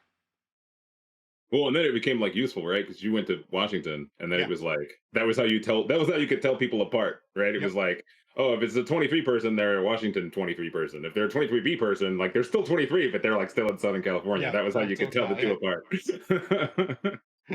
Yeah. Because like I get legitimately confused all the time with Ninja, right? Because they keep moving. So I'm like, wait, is it like, are you a Seattle Ninja, or are you a LA Ninja, or are you a LA by way of Sacramento Ninja? I'm confused. So what brought you to Washington State? I am not a California person. I'm a California person. I got basically drugged there when I was a child against my wishes, because I actually grew up in Florida. And the whole time I was in California, I'm like, I hate this place. I hate everything about it. And so when I kind of finally had enough money and stability where I was able to get gone, I got gone. And the main reason I went up to Washington was I wanted to get out of the heat for a little bit. But it was also a place where at the time we had a huge support network. So my wife and I, we weren't going to be going solo. We had tons of people up there. In fact, the first person we lived with when we moved up here was actually my old roommate from when I lived in Southern California, much to the chagrin of his wife, who apparently had just previously gotten one of his other friends off their couch. So, she made a point that when we told her 3 months, she pretty much would count the days down, letting us know, like, you got 3 months, boy, on the dot. She'd come in and their washer dryer was in the little mother-in-law apartment we were staying in. She would show up and start doing laundry at 7 o'clock in the morning. Is just a reminder of this stops when you leave. You know? Right. And I finally had to tell her, I said, look, I don't like being here any more than you like me being here. Trust me, I want to get my own pad of my old, my old lady. And then yeah, and then from there, yeah, we ended up finding a really nice place, leveraged contacts and people I knew, got myself a job. Well, went through a period of unemployment because the economy shit the bed no sooner than we moved up north. Yeah. Unpleasant. And that was actually kind of what got me doing the DC 206 thing, is because I was out of work and I literally just needed something to do. Just had to have something to do. I'm like every other person in my family. We're those types of people that we don't age until we stop moving, and once we stop moving, we die like a shark. Yep. So yeah, it's like, okay, I don't have a job. I'm having a hard time finding one because the standard feedback from everybody is, yeah, man, I'd love to hire you, but almost like people who like a pandemic hits and they suddenly find a bunch of time and they decide they're going to start a podcast. Yeah. But yeah, so yeah, it was like I started the DC 206 just because it was like I want a reason to get out of the house. And that, and on top of that, is as frustrated as I'd gotten towards the end, running the website and the mailing list and the meeting organization for the LA 2600 group. And I was like, I'm done with this. But it's like, it's the same thing. If you've got this right type of mindset, you walk away from it. And then 6 months later, you're like, I miss doing that thing I miss doing that thing that 6 months ago I claimed I hated with every ounce of my being. And now I can't wait to get back into it. Because like you always hate the work. It's like you always hate the work, but it still scratches an itch, right? Yeah. So you're like, oh, I don't have to do that work anymore. Oh, but now that itch is back. Well, it's like so at the time, too, there was a shift. That's actually like you were doing a 2600 group and you shifted to doing a DC group. Yep. And I kind of remember that at the time there was a bit of a bad reaction to 2600, and then people were like, oh, we don't really need 2600 to like have a mailing list or whatever. So there was like a meeting at Defcon or whatever, like announcing Defcon groups. And then everyone started doing like, instead of like, city name 2600, they started doing like area code or DC for Defcon, yep. DC, and then area code. So you're talking about country code and then area code. And yeah. And it was interesting because initially there was this sort of like, oh, clearly there's some sort of beef between Emmanuel Goldstein and Jeff Moss. What else would drive this? And no, really what it came down to was that not every place had a 2600 meeting.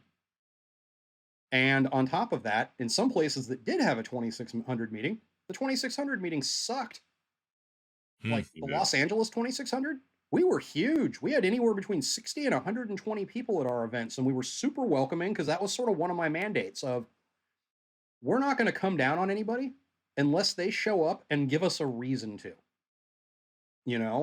So it's like, yeah, you're a young hacker kid, like, cause like right around the time internet cafes started springing up, we started getting a lot more young, like Latino hackers rolling in because they finally had regular access to a computer.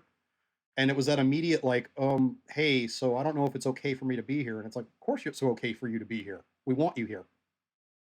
We had a few people that were like, I don't really speak good English. And it's like, well, we got a bunch of Spanish speakers over there. Go chat with them. And like I always heard Moscow had a really good 2600 as well. They always had a ton of people that would come in for the Moscow 2600. But then you'd also talk to people that like had a 2600 meeting in like Duluth, Minnesota. And they were just like, yeah, there's like 6 dudes at it and they're all assholes. And in some cases, it's a matter of like, well, do we start another 2600? Because like, I know like down in LA, there was always this attempt to start an Orange County 2600, partially because people didn't want to drive to Los Angeles and partially because they didn't like the way it was being run. There was like a hard shift there in the middle because like there was like LA 2600 was like the thing that like it was like the grand unified thing, and then there was like a couple people moved, and then like there was a little bit of shift, like the internet kind of changed a little bit, and also there was like some public transit stuff that kind of like very LA specific kind of shifted things, and then it was like, it's hard. Oh well, maybe we'll start our own thing, and like people like it just kind of blobbed, and like the only things that were left in the LA 2620 group were like not like elements that people really wanted to associate with, so it's kind of bounced around because then it was like IVU got super huge. Well, that was the thing. Like the Orange County 2600 kind of collapsed on itself, but IVU came out of it, and to the best of my knowledge, IVU is still a thing. Oh yeah, they're big now. They're super, like they don't fit in the IHOP anymore. Wow. Yeah, Yeah, like no, good. Freaky and Bartender and all them just like took that to the moon. Yeah, no, that thing was massive. But yeah, so the whole Defcon groups thing came about because it's like, okay, does your town have a shitty 2600 meeting? Great, start a Defcon group with cool people. You know, Yeah. does your town not have either? All right, great, start a Defcon group. And what was really interesting to see where it took off, like there's a ton of Defcon groups in India, and they put on like some crazy stuff. Like there's a Defcon group in Chennai, and Chennai is a beautiful, beautiful place, seaside resort. And I guess the guy who organizes the event is friends with said resort owner, so like they got the hookup on the conference space. And you know, our DC 206 meetings half the time are like in a coffee shop, or we're in somebody's like startup loft that we're allowed to use for a few hours on the weekends. And then all of a sudden, here's this like, yeah, we're having our like, biannual Defcon Chennai meeting, and it looks like Defcon. It looks like catered lunches, and it was just like, what the hell? Like, Yeah, I see fantastic. pictures sometimes from like the DEFCON group in Ireland sometimes when they have meetings and they're like these like super well catered spaces and like everything's all beautiful and they'll talk about like earlier DC groups that were inspirations and I'm like, bro, we used to meet at a Chipotle. Yep. And we ended up starting our hackerspace because we kept losing our places to have DC 206. So we're like, okay, how about we have a dedicated space where some of us can pay money and have a place to work on things. But we also now have a dedicated place to have the DC 206 meetings. And then from there, we moved out of the place we were in into an actual warehouse. And it's kind of nice. I miss the DC 206 meetings because of the pandemic. But like we would always have barbecues and things. So it's like you'd always show up, you'd learn something cool, you get fed a bunch of meat, you get fed a bunch of food. And one of the things that everybody always kind of liked too is that we always made a point of making sure everybody was kind of taken care of. Because you'd get the people that would show up and be like, yeah, no, I'm not really into the barbecue. I'm a vegan. And be like, oh, that pulled pork with quotes around it, that's actually jackfruit. That's vegan. The whole thing's vegan. They're like, for real? Yeah, for real.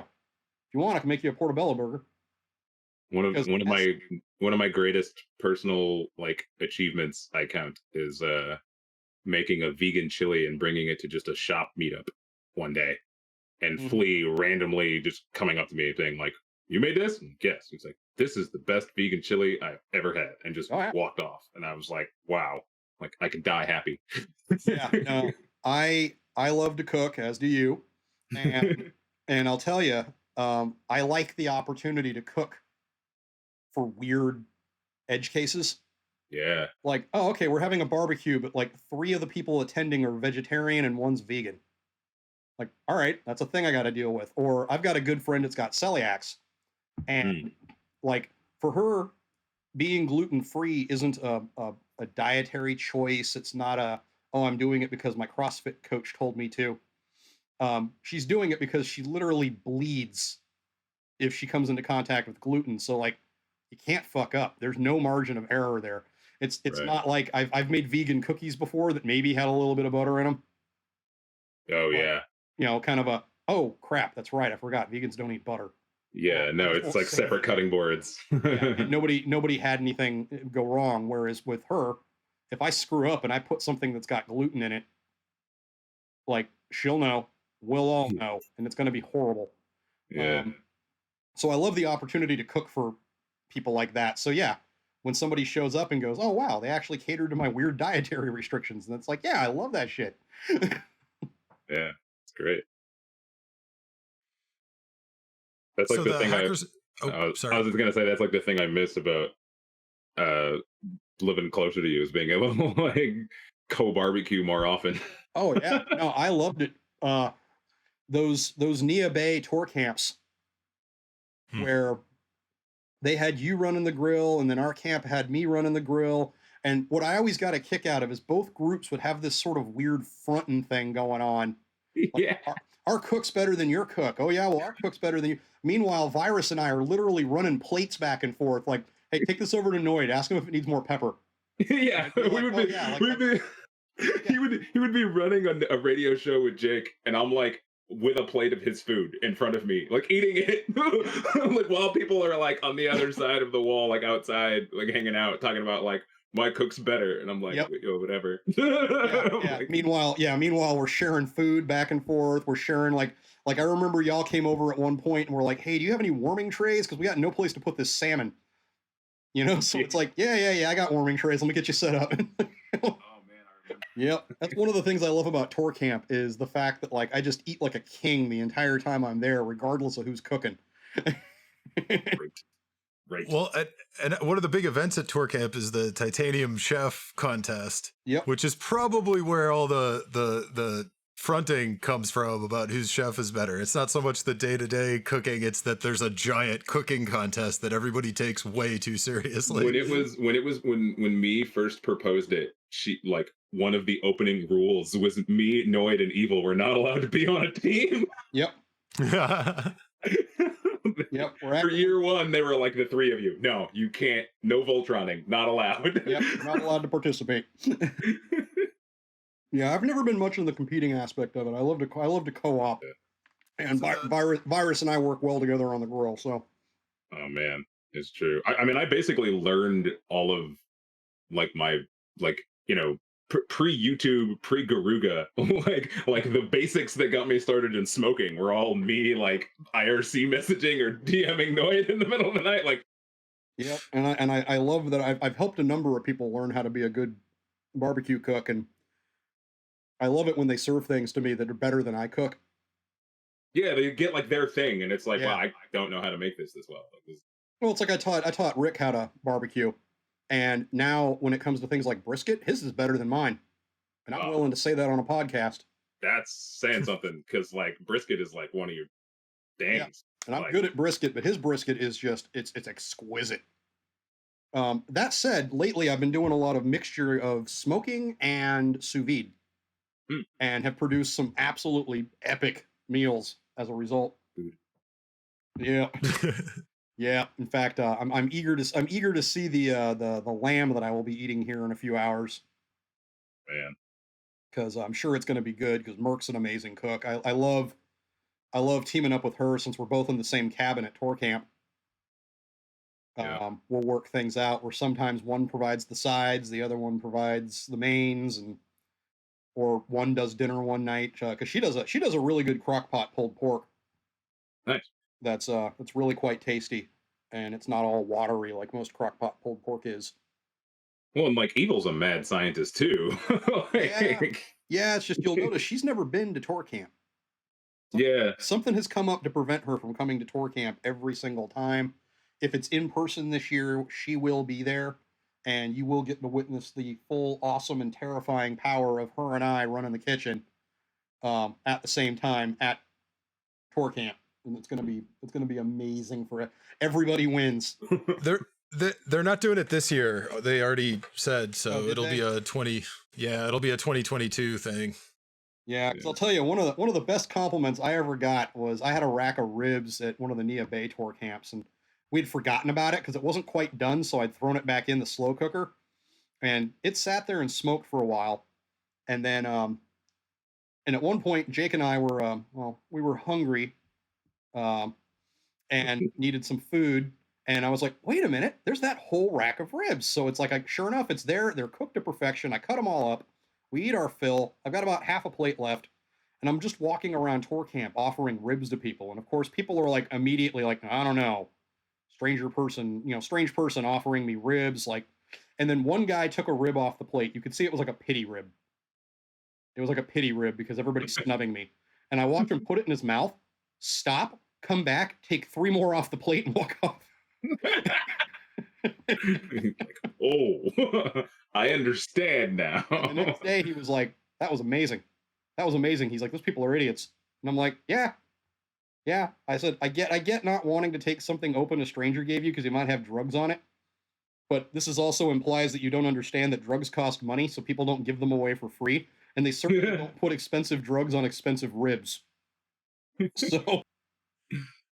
Well, so you seem to spend most of tour camp, I guess, other than the meet, doing the radio station thing. Yep.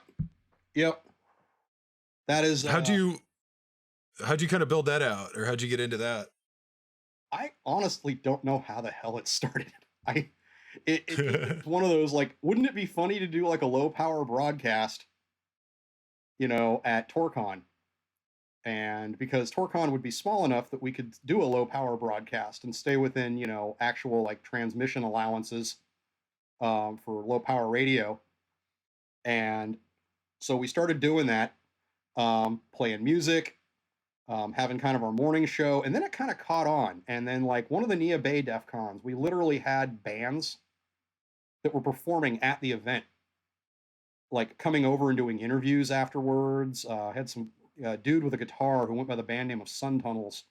Remember, he did some songs. Dorkbot out of Portland, they came up, made some electronic glitch music for us. They were doing it because they were big into the chiptune thing and did that. Yeah. And then Nick Farr came over and started running Leet Radio. And he was having people on. In fact, I think he had McFly on at one point. Yeah. He had McFly and Schneider and some of those cats on from Germany. And yeah, and then at night we would progressively, like, we'd play chill music during the day, and then at night it would get progressively more and more aggressive, and then it since became like kind of this weird thing that everybody seems to enjoy, so we keep doing it. We also now transmit the talks, as well, so that way, and that's a lot of people like that. So it's like, okay, cool, I can do this other shit while listening to the talk. Yeah, You'll walk around the workshops and stuff, and people have radios hanging up playing the talks and things, and then especially if you're doing something, like, it's super rad to be able to just tune in to like what's going on, and like if you're doing something, like, I mean, because I used to run into that problem where, like, oh, I got to go cook dinner for my camp, so, and it's like 60 people, so I got to start prepping, so I can't go watch these last 3 talks, but I could totally put them on a radio and like stick it in my pocket. Yep. And in fact, we even try to give out radios. Like, we found, like, I was going around AliExpress finding like the cheapest FM radio with headphone jack I could find, and like bought a bunch of those, and we're like, oh, don't have a radio? Here you go. And yeah, it was interesting to see walking around tour camp late at night.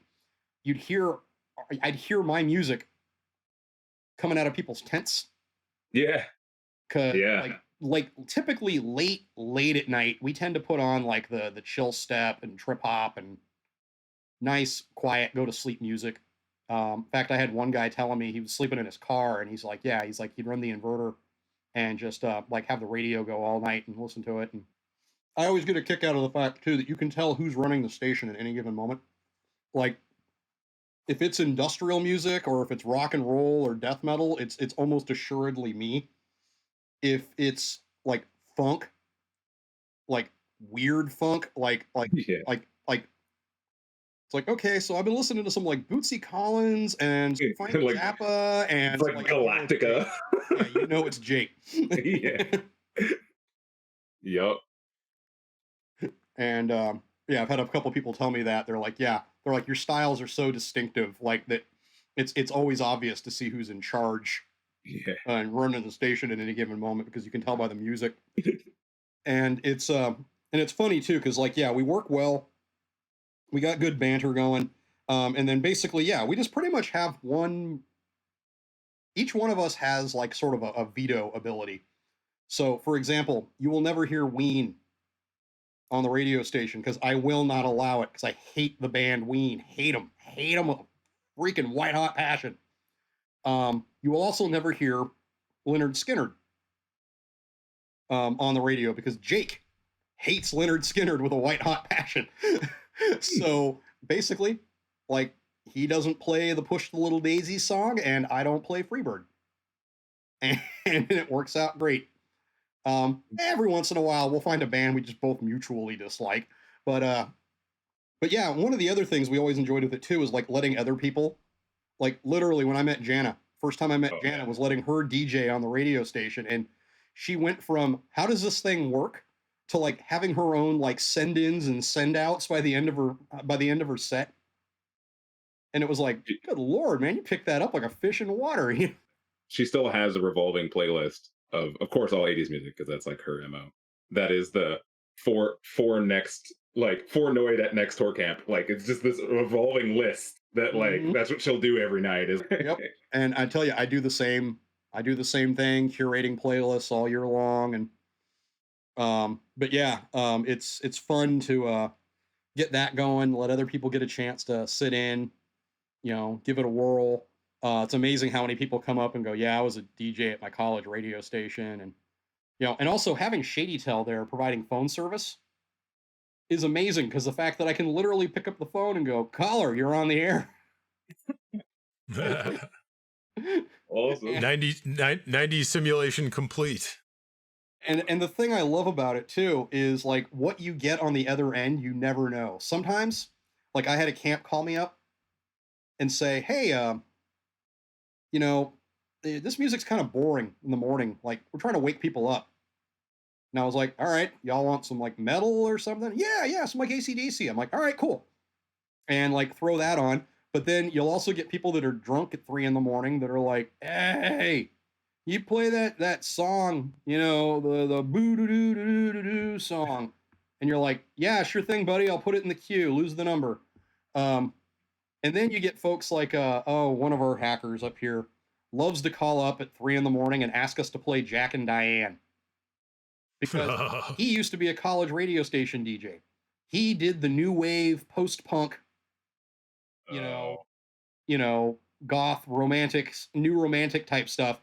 But yet, despite that, he had some drunk guy that would call up all the time and, hey, play Jack and Diane. And he's like, no, I'm not playing that. And so he'll call and do it to us now out of some sort of weird, like, there, now you know what it's like. Forward karma. Hey, so you kind of hinted at this earlier, but I really wanted to ask you more about kind of like the start of Black Lodge research. So that was the hackerspace that came out of the DC 206 meetup.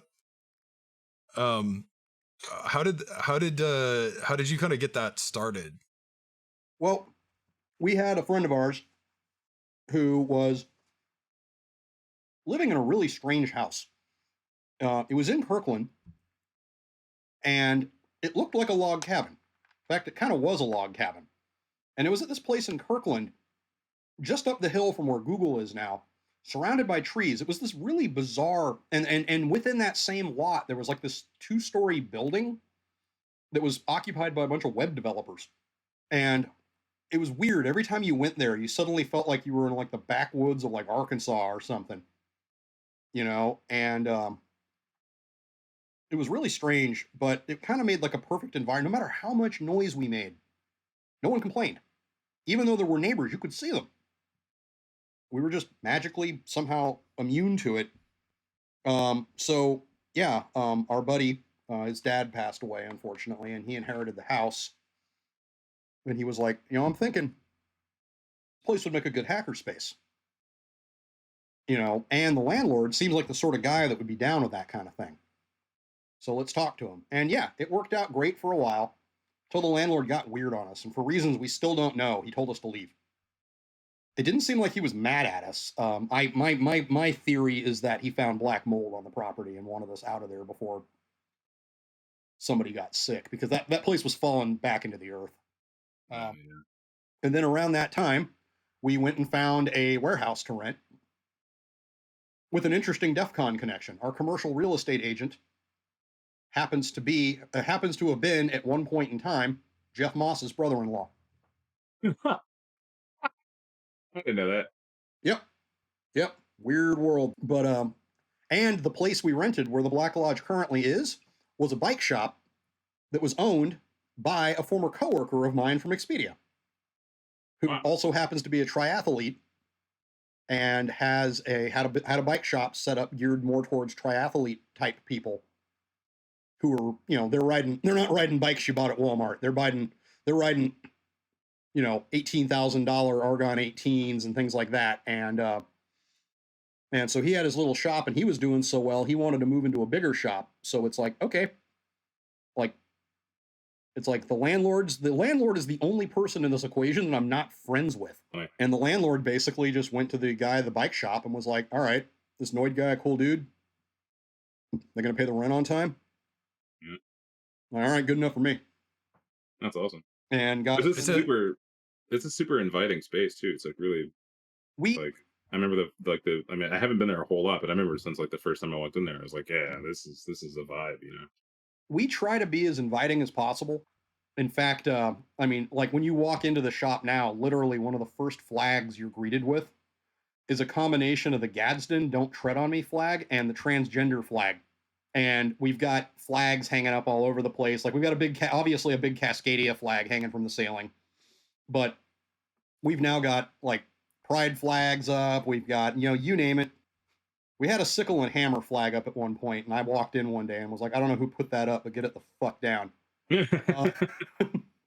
Yeah, no, I'm sorry if you don't view that flag with the same feelings you view the swastika, then you need to stop and do some self-examination. But anyways, yeah, I believe it's since been replaced by a Democratic Order of Planets. Nice. Flag from Futurama, old freebie. Yeah. But yeah, no, we want to make sure that everybody who comes into our shop feels welcome, unless you're exactly the sort of person we don't want to feel welcome. Like if you're going to show up and be skeevy, if you're going to steal things, if you're going to be up to no good, you're going to make other people uncomfortable, you think other people shouldn't be there, even though you yourself aren't even a member. Yeah.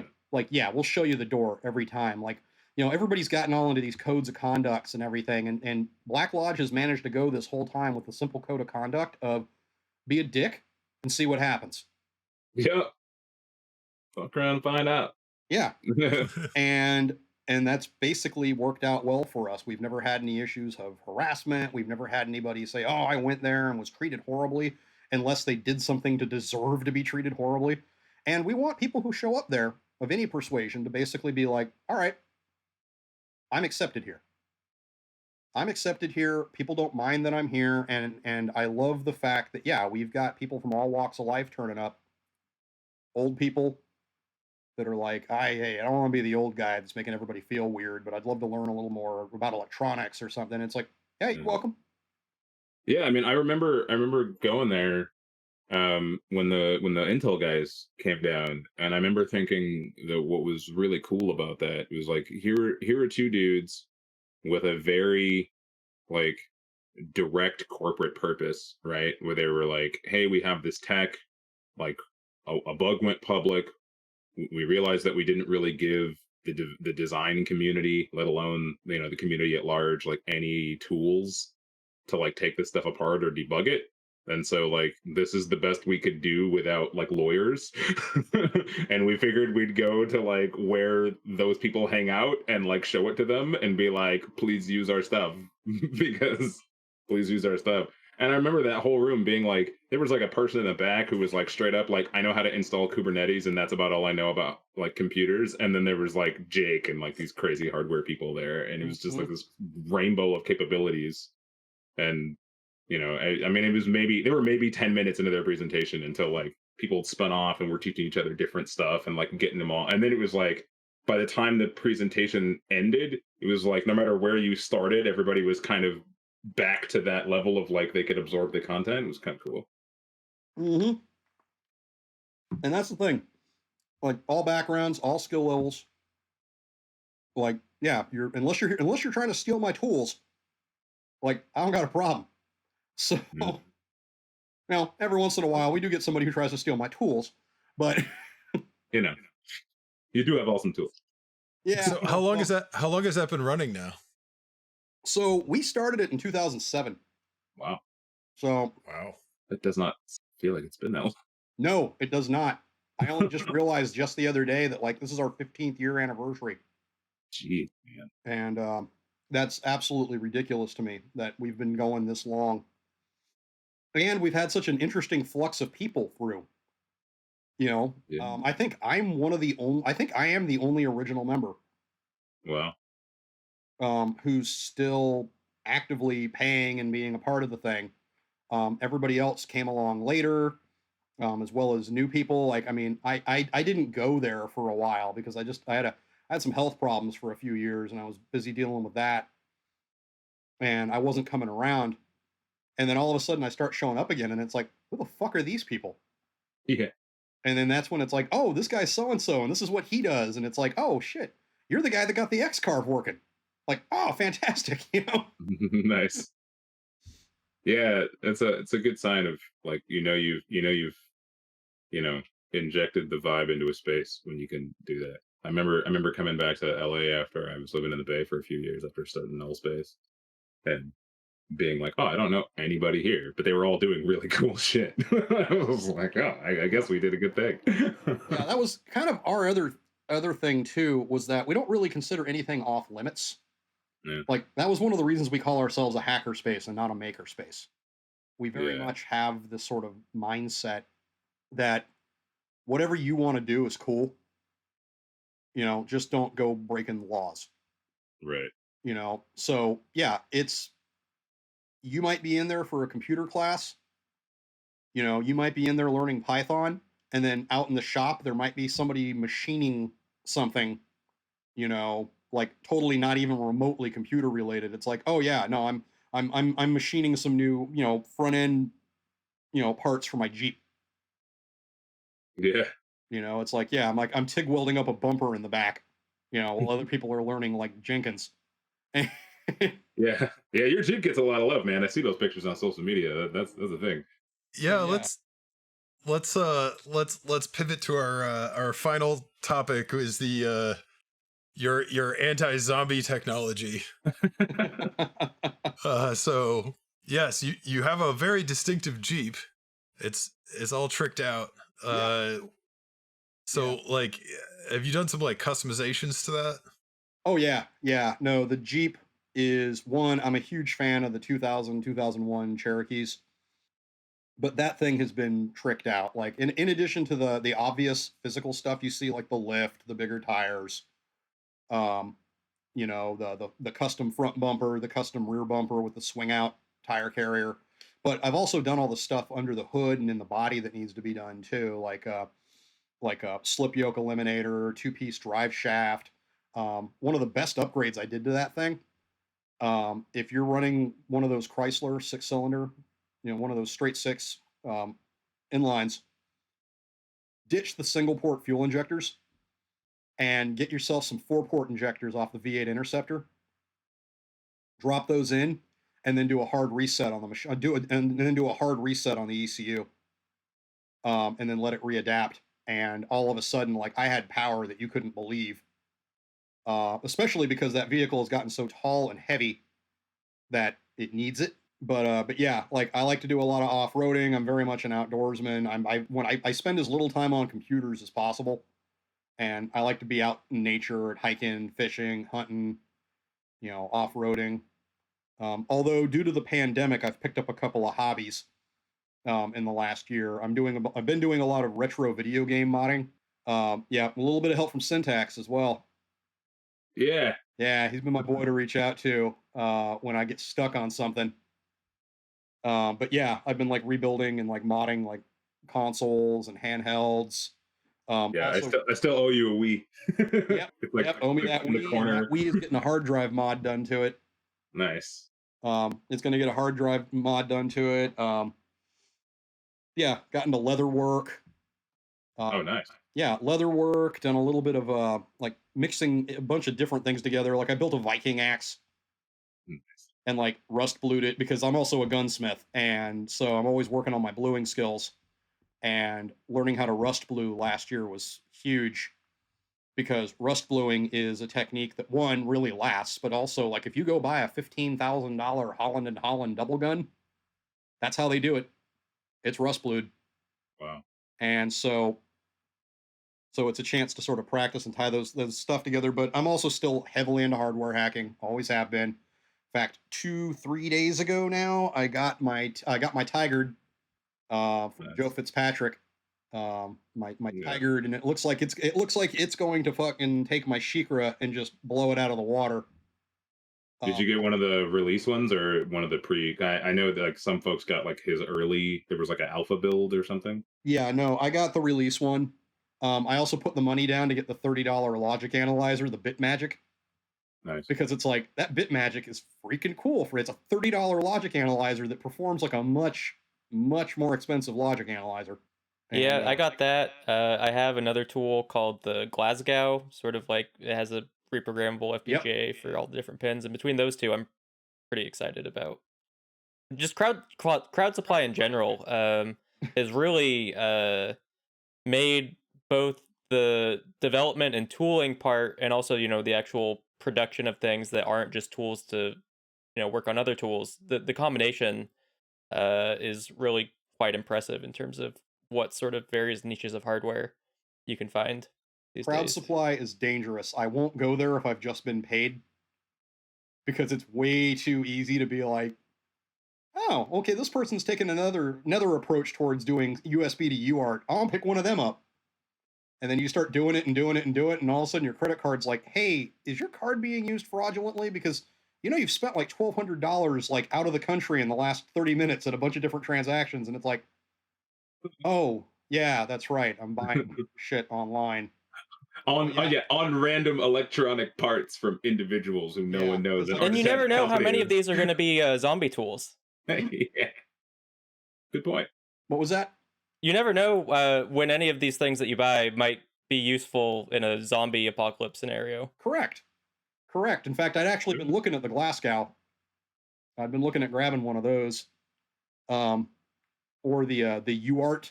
Joe Fitzpatrick was posting that one the other day. It says it's UART, but instead of the U, it's the little Pico symbol. So I don't know if it's the Pico art or if it's pronounced UART. I don't understand. I just don't understand modern life these days. On the subject of crowd supply and anti-zombie technology, I've actually been working on a project for an upcoming crowd supply myself. So I'd actually talked about this on a previous episode. We were talking about the mesh routed messenger. I've actually been building out a handheld battery powered unit. It has a built-in keyboard and an e-ink display, so it'll be really light on power.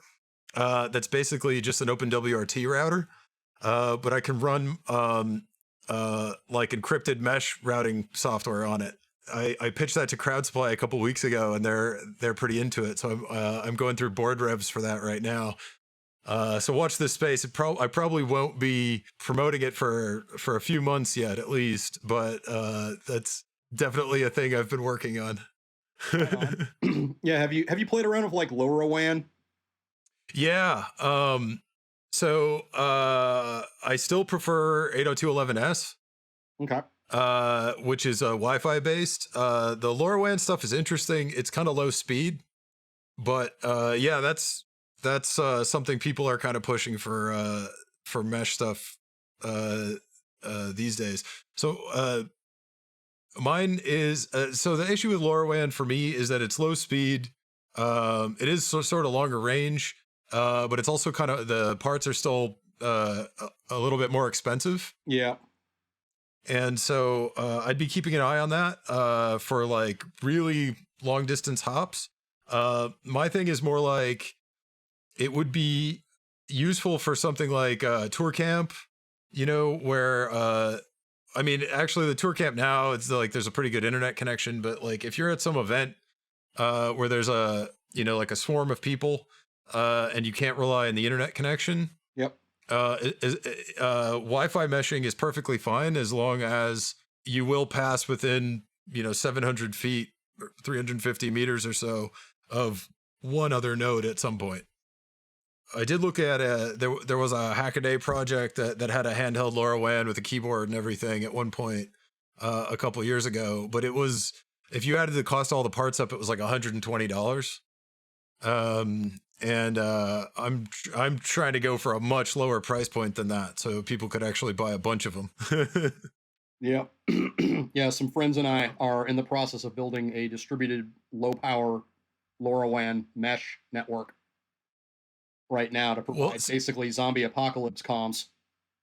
Yeah, so the nice thing about the software project I've been working on for several years that kind of backs the 802.11s solution is transport independent. So I could make that work over LoRaWAN just as easily as anything else. That I actually have that working over packet radio right now. Yeah, you were.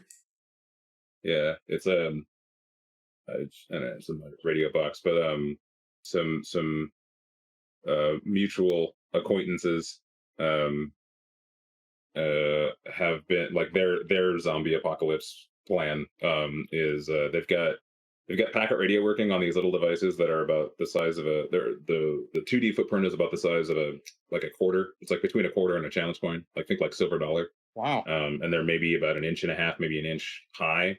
And they're actually pretty compact. They've got like full on little like screen, like I forget what resolution, but it's got like a color screen on it, and it's got a bunch of breakouts, USB, Cat 5. I think even I wish I was better with this stuff. I'm really good at taking everybody else's hardware apart, but man, you put me in front of EagleCAD. Oh yeah, dude, that's not like yeah. Design me a simple circuit. I was like, no, I will not do that. Yeah, I'm not a hardware guy at all, but they have these little hardware things, and they actually have them implemented such that they will run a Bluetooth network, so you can operate it from a phone is the idea if you don't have like a traditional computer to operate it for, but it'll also speak packet radio, so you just need to attach it to an amp and like run up an antenna, and it's got a little SMA and a connector on it. And the idea is like basically like they had like they finished this platform and then came to me and were like, hey, we're looking for software to run on it. We're like, we're not really software people. Do you want to write us maybe some mesh software? And I'm like, well, I'm probably not good enough to do that by myself, but like I helped another friend already write this software. I just need to write a transport. And it was hilarious because the thing I had to do to make it work, aside from like he's already got like a little daemon talking to it in software, so like that part was pretty much done for me. It was just like a little bit of in out. I was like maybe 30 lines of code. The work was actually implementing a null like encryption package, because the software, like, because RatNet by default, like everything is encrypted, and it's like illegal to run encryption over packet radio, or at least the law is fuzzy, like no one's really sure. Amateur radio bands, you're not allowed to use encryption. So you need a null cipher. Yeah, with the exception of you are allowed to go encrypted if you're encrypting authentication or authorization mechanisms. So if I'm remotely logging into my repeater, I can go encrypted for the login. So that way you can't just intercept my password and log into my repeater and start dicking with people. And part of that's because some of the things people are logging into over packet radio are in space. And it's kind of a hard thing where it's like, get out of my satellite. No. Come get like So you're allowed to encrypt that, but as far as like doing like encrypted voice comms or encrypted data comms over ham, like nope. No go. Well, and that's part of the feature of the software, right? Because it's like Ben said, it's platform independent, right? So it's like you can run the thing and it already kind of yields itself to the whole like repeater mesh concept, right? So you just have like nodes of these things and they're super cheap. And then when the zombies actually come, you can just turn encryption on, because at that point there's no government to come arrest you. Right? Exactly. Yeah, they're fighting the zombies. They're not going to worry about you. Well, it sounds like we should talk more about that the LoRa project at some point. And it also sounds like EagleCAD's kind of dead now, because you were complaining about AutoCAD. Autodesk bought EagleCAD a few years ago, and they made it into this like monthly subscription software as a service nightmare. So everyone has switched to a program called KeyCAD, and Virus basically just dared me to finally learn KeyCAD a couple months ago, and that's sort of what triggered this crowd supply, because I actually got good at KeyCAD for the first time after meaning to do it for a couple of years, designed this board I had in my head forever, and I got so excited about it, I just emailed crowd supply, and they were like, oh, we love this idea, and then I was like, fuck, what did I do? Right? Because I tried KeyCAD at one point, and I found it was even harder for me than EagleCAD. No, it's bizarre. So it violates the first law of interface design, which is thou shalt not astonish your user. But it basically breaks all UI rules that you're used to regarding the mouse. Like the secret with KiCad is you never click the mouse.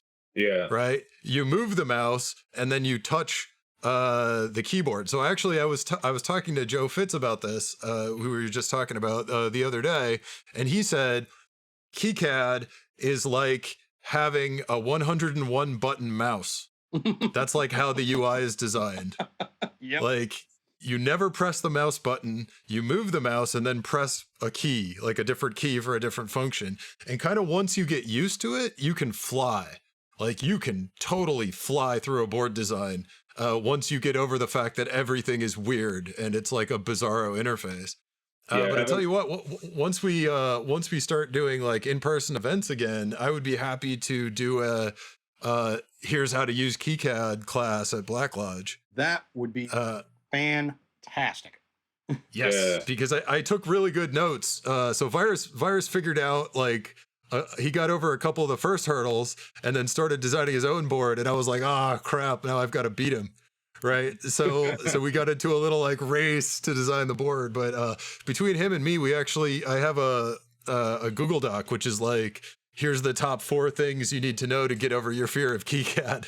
Yeah, like not knowing what I'm doing was like it was like a weird blessing in disguise, because like I wasn't like already poisoned or jaded by other like standards of hardware design, because like I really like, my grandfather was a radio engineer. He taught me how to wind a crystal radio out of like some wire in an oatmeal box. That's about as much as electronics experience I got, right? Like, I technically know what the parts do. I can kind of read a schematic. If you give me 4 resistors and a transistor, I can maybe solder them together to make a radio or to make an amplifier. That's it, right? Yeah. So all this board layout stuff was like, I'm like reading YouTube videos and stuff like that. But like not knowing how anything worked meant that I could just not know how things work. I didn't have to like unlearn like traditional stuff. I've got being in the shooting community, I've got a lot of friends that were rifle instructors and range officers in the military, and they said their favorite recruits were the people that were like, I've never touched a rifle before in my life.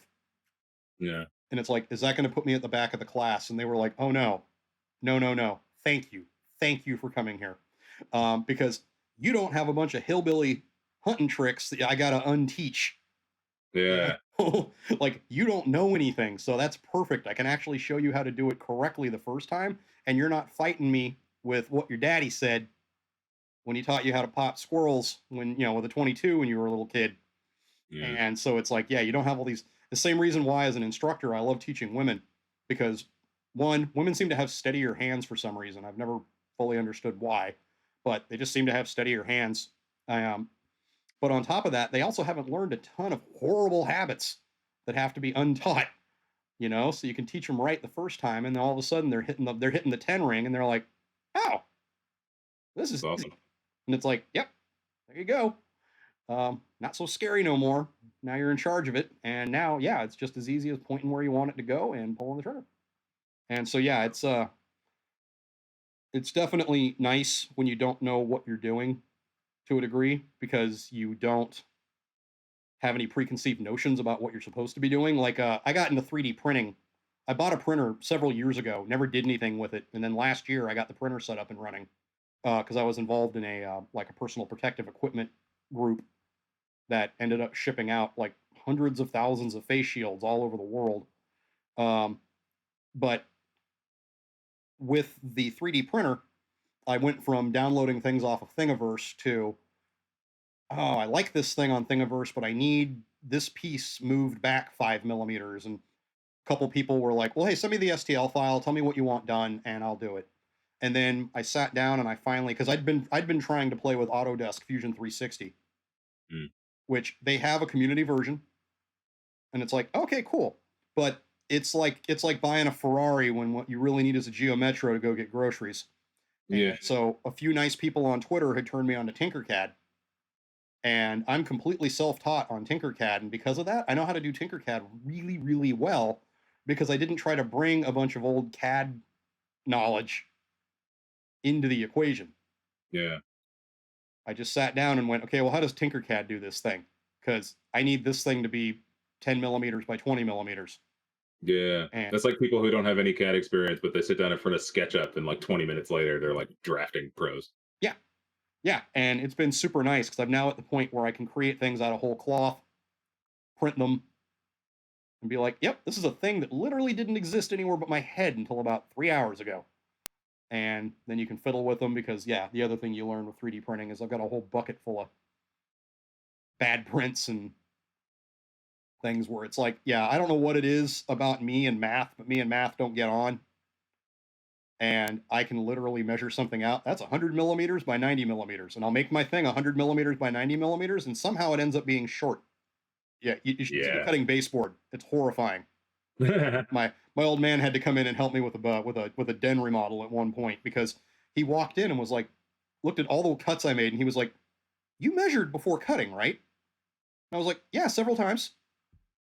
"How did you do this?" And I was like, "Watch this." And I measured a wall, and I'm like, "Do you agree with my measurement of this wall?" And he's like, "Yes, I do." And I'm like, "Great, let me go out and cut a piece of wood."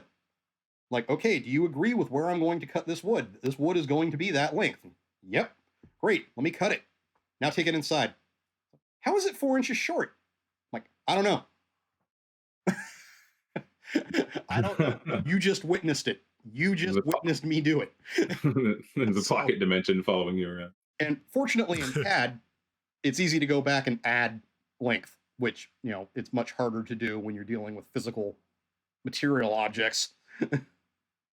Like I was saying, metalworking, I can always take metal away, but I can't add metal back. Mm-hmm. Can, but it's ugly. So So what kind of gunsmithing projects have you worked on?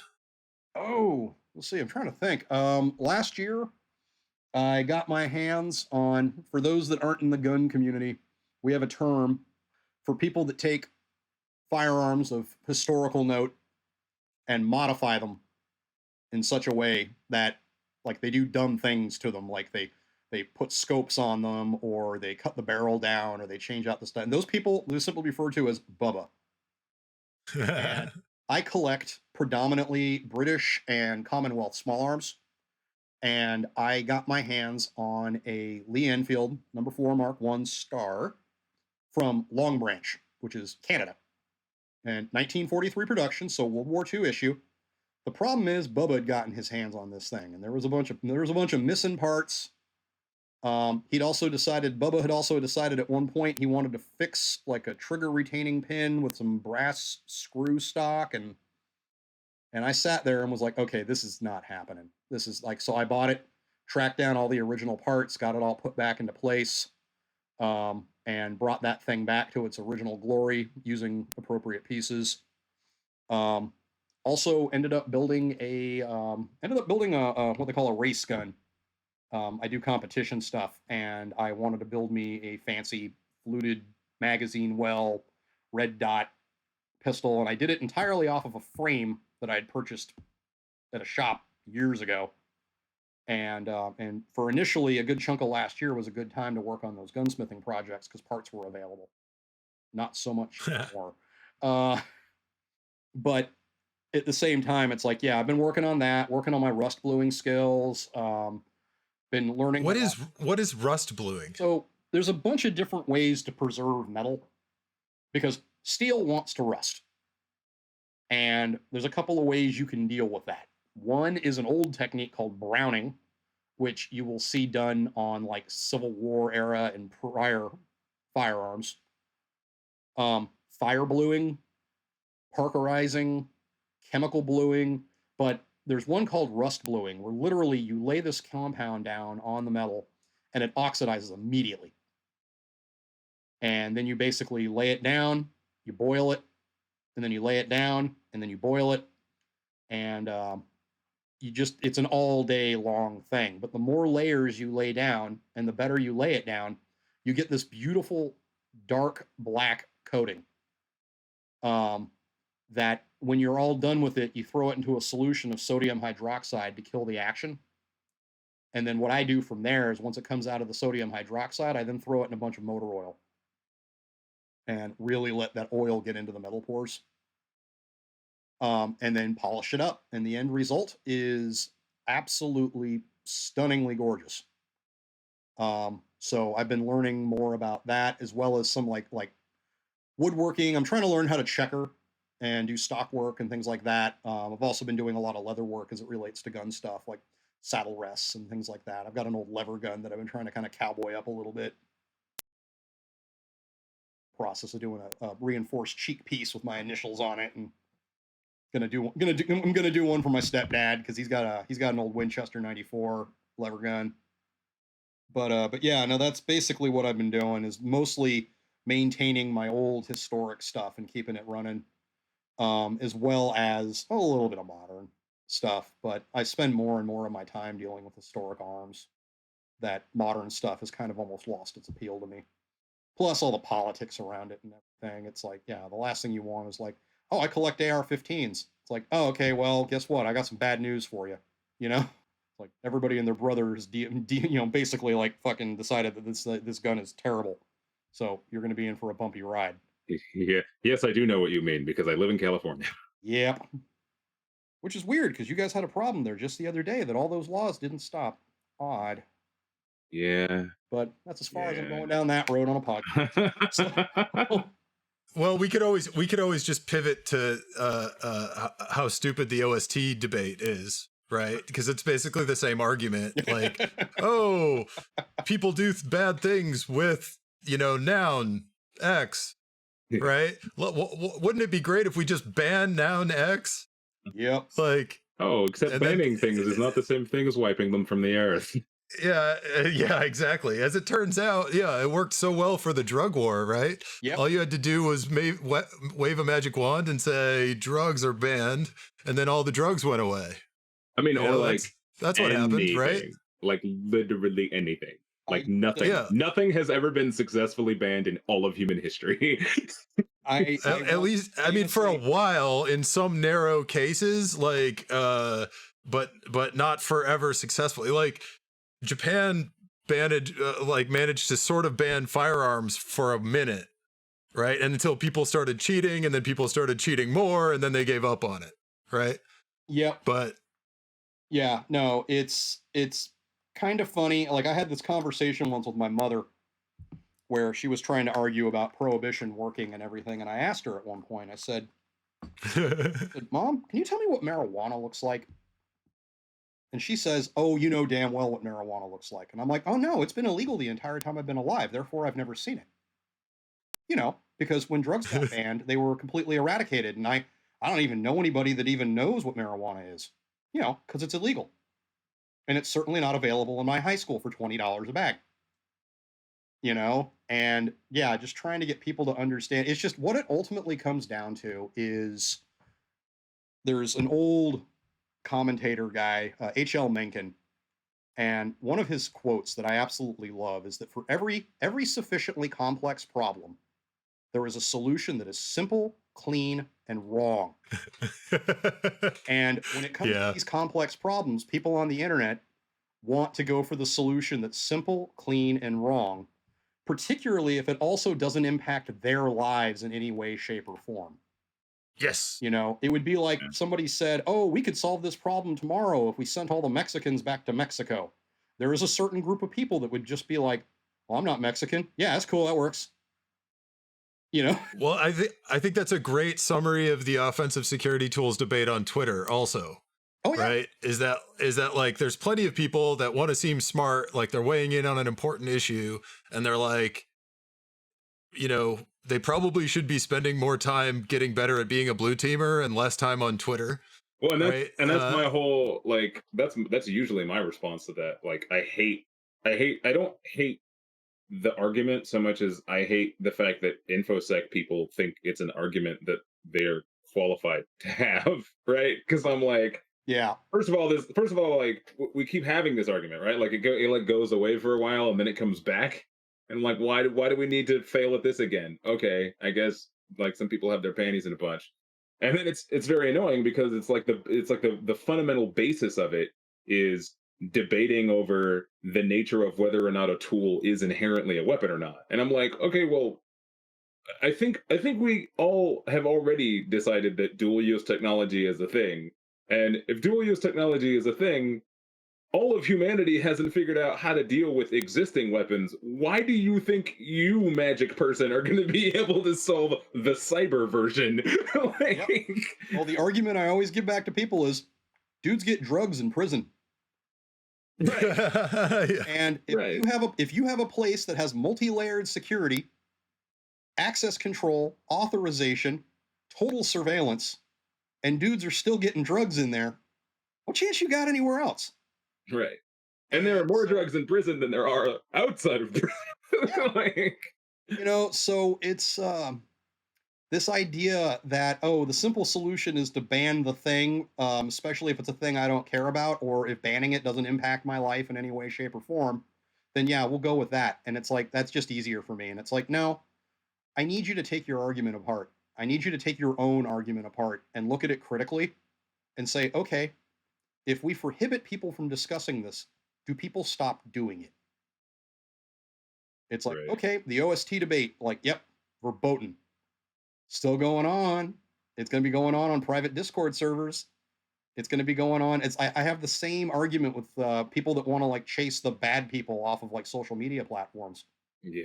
You know, it's like they're still out there. They're still talking to each other. The difference is now we don't know what the fuck they're talking about. Yep. Before, when they were talking about it in front of everybody, you knew what you needed to keep an eye on. And how many of them there were, and where they were, and where are they now? Who the hell knows? What are they up to? No clue.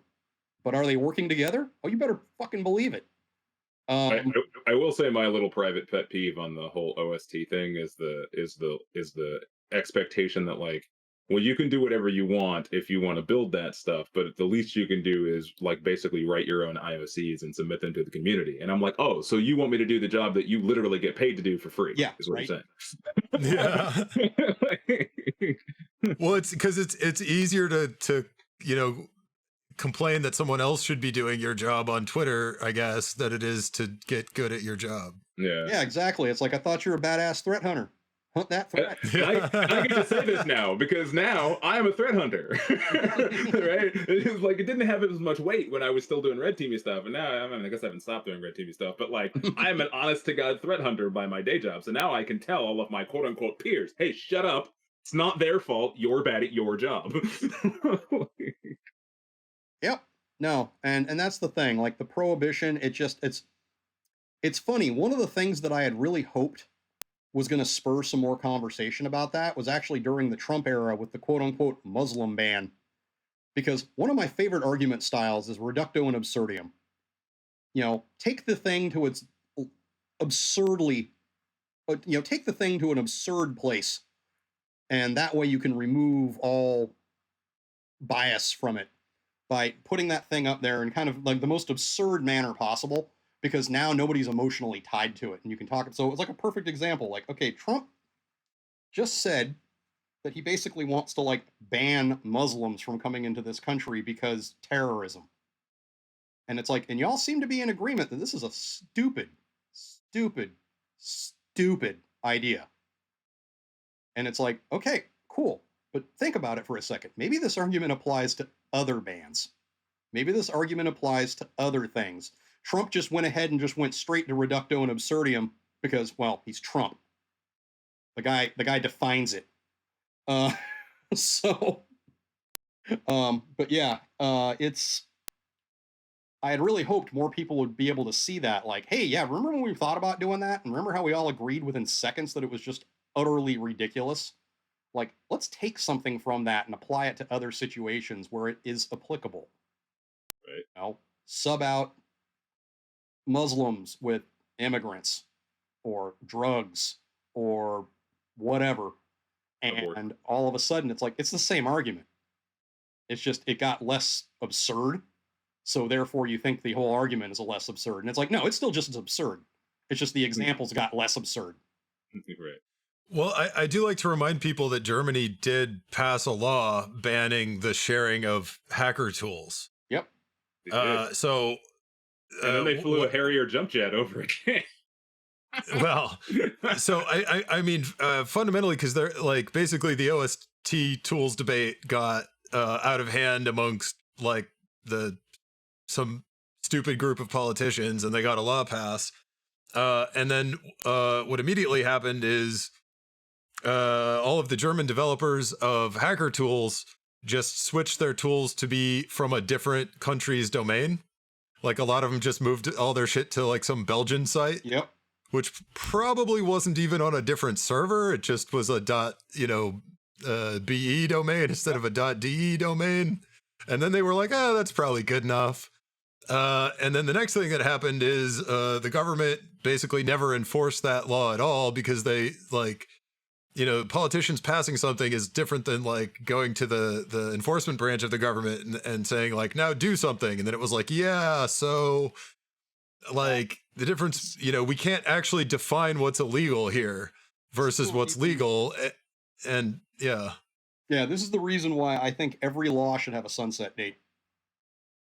Yeah. Every law should have a I mean, other than the obvious capital offenses, like, yeah, I don't think we're ever going to reach a point where like we're cool with murder. Like that's just going to be illegal. It's been illegal since the Code of Hammurabi. Like that ain't changing. But when it comes to a lot of this stuff, where we're basically swinging in the night, trying to see if we connect with something. Like, yeah, throw a sunset date on that, so when it comes back up, they can be like, yeah, we never even enforced this. Yeah. Like, we never even got like good, solid documentation around what was and was not a violation of this thing. You know what? Let's get rid of it. Well, and it's a pretty logical, fundamental assumption if you just think about it, right? Because like the alternative to not having a sunset date is implicitly to believe that you have the solution without having to do any experimentation at all. Yep. So it's like, okay, well, I mean, I guess that works if you like are religious, right? And your religion is literally a bunch of people like who call themselves political leaders for the next 5 minutes, right? Like, I guess that works. That it also simplifies the body of law as well. This is why you don't have to deal with weird situations. This is how you get around having to deal with situations where, it's illegal for a duck to wear pants in Los Angeles. Because that was a law in like the 1880s. Or you end up with a lot of weird, like I know there was a law in the books in New Jersey that if you're driving down an unincorporated road, you're legally required to send up skyrockets to let people know that. Is that why Donald Duck doesn't wear pants? I don't know. I just think it's because he's a fetishist. I don't think he's in LA. well, Disneyland's in LA, right? No, it's in Orange County. It's in Orange County. All right. Because New Jersey, if you drive down an unincorporated road, you're supposed to send up skyrockets to let people know you're there. Meanwhile, New Jersey has also banned fireworks. So it's like, all right, like let's get rid of this crap. And and sunset laws are the way to do that. It's like, okay, either this worked great, but we don't have that duck wearing pants problem anymore, so we can just let that one go. Or it could be like, hey, we've got much better ways of letting traffic know that traffic's moving around, so they don't have to send up bottle rockets anymore to let everybody know where they're at. And It's like, yeah, you can just get rid of that. And in some cases, yeah, it works, but it's irrelevant. Like my town, for example, still has a no horses on public walkways sign up. I haven't seen a horse in my town in 10 years. Well, you can't actually get a law removed from the books very easily. You can get it removed in court, but only if somebody prosecutes it. Yeah, you need an aggrieved party. Yeah, and I actually tried. So there's still a law against blasphemy on the books in Massachusetts. And it's worded as, you're violating the anti-blasphemy law if you, quote, impugn God or his creation, which is actually a pretty broad spectrum of stuff you could impugn, right? But I wasn't really sure what would count as, so I walked up to a cop in Massachusetts once, and I tried to get arrested for this. So I walked up to some cop in Boston and I said, I impugn God and his creation. And he just gave me a sad look and was like, fuck off, kid. Yeah. Yep. And I was like, well, I guess, that's just going to stay on the books. It's been on the books there since like 1640 or something. Yeah. And there's stuff like that all over the place. And it just makes it harder. And in some cases, it can have some really weird impacts. Like I can't remember the state, but there was a guy who actually walked on a murder charge because the dude he killed was Mormon. And it turned out in that state, it was legal to shoot them. Wow. That actually might have been Wisconsin. That goes back to the time. It was somewhere in the Midwest. Yeah. It may have been Wisconsin. Yeah. But yeah, like the dude ended up like, yeah, the guy he shot was Mormon. And it's like, well, technically that's not illegal in this state. And it's like, yeah, like this is why you got to clean your crap up. Like that. But at the same time, the state has no incentive to do it because the state wants you to be as guilty of as many things as possible. So Right. if you ever become a problem for the state, they can They have pull more. up a list and figure out, well, what do we Right. nail them for? What can we get Right. 'em Let's for? pull something out of the trick bag to make you go away. Yeah. Yeah.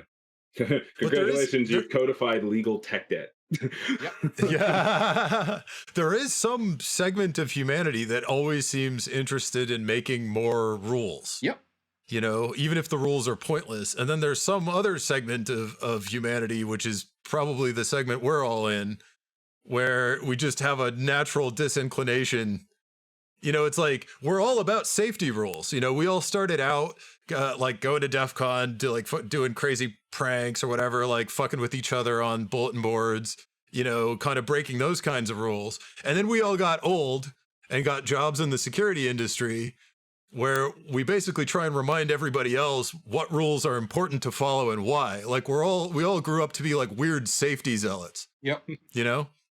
And it's really it's like a lot of what our actual day jobs are is saying, well, these rules are pointless, but these rules here are really freaking important. Like these are the ones that are keeping you safe. Right. Yeah. Right. Well, part of where it comes from too is that we constantly look to the government to solve the problem. And when you're a lawmaker, literally the only tool in your toolbox is passing laws. So the people are looking at you going, do something. And it's like, okay, what can I do? Well, I can pass a law. It's like, would passing a law fix this problem?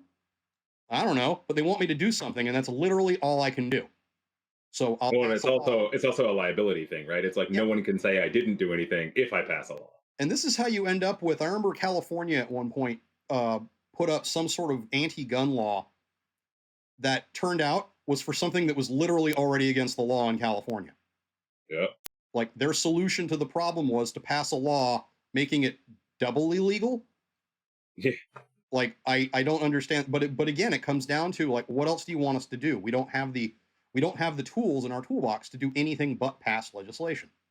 Well, that's just like abortion gets used. It's like in the South as a method of getting elected because it's not actually about. I mean, yeah, of course, people have opinions about abortion, but like it gets used politically a lot of the times because it's not about the abortion. It's about like, well, how do I seem more Bible thumpy than the next person? I know I'll pass an abortion law that like there's tons of these that where it's like this is already illegal or this is already the same level of legal that it like you didn't actually change anything, but they just want to go on books as having passed it because like no one will challenge it because the Supreme Court is like, well, we don't want to do that again every 5 seconds, right? Because that would you got to have those wedge issues to keep the rabble fighting amongst themselves so they don't ever figure out who the real enemy is.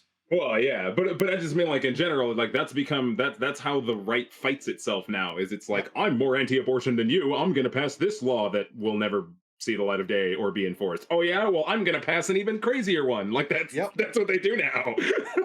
Yep, they do it, and the left does it as well. It's just this, and it's horrible to watch because it's like, okay, guys, like folks, come on, like let's actually try to. If we're going to insist the government solve this problem, like let's try to solve whatever problem we're working on, you know, as opposed to leveraging it for re-election or trying to like one up your political competitors. And you know, it's like, because you end up with like down in the South, you end up like, you know, I believe sex is a sin. People shouldn't even be having sex. And this person here wants free abortions as birth control. And it's just this like, okay, seriously, just stop. Yeah. Well, it's like the left's version of that is let's ban things that are dangerous. Yep. Right. Dangerous that you don't care about. Well, it's like the gun thing, right? Where it's like how many California laws are there against different types of stocks? And it's like all of them will apply to basically 2 guns. No, Yeah. like really, like the thing we're most interested in. There are more laws on this Well, weapon, right, on the stock. well, than when you any of ban the other part. when you ban drugs, at least you can like test the DNA of a particular plant and say this is the thing that's illegal. Like we have a scientific test, right? When you like a lot of the gun bans, they banned guns by like brand name. Yep.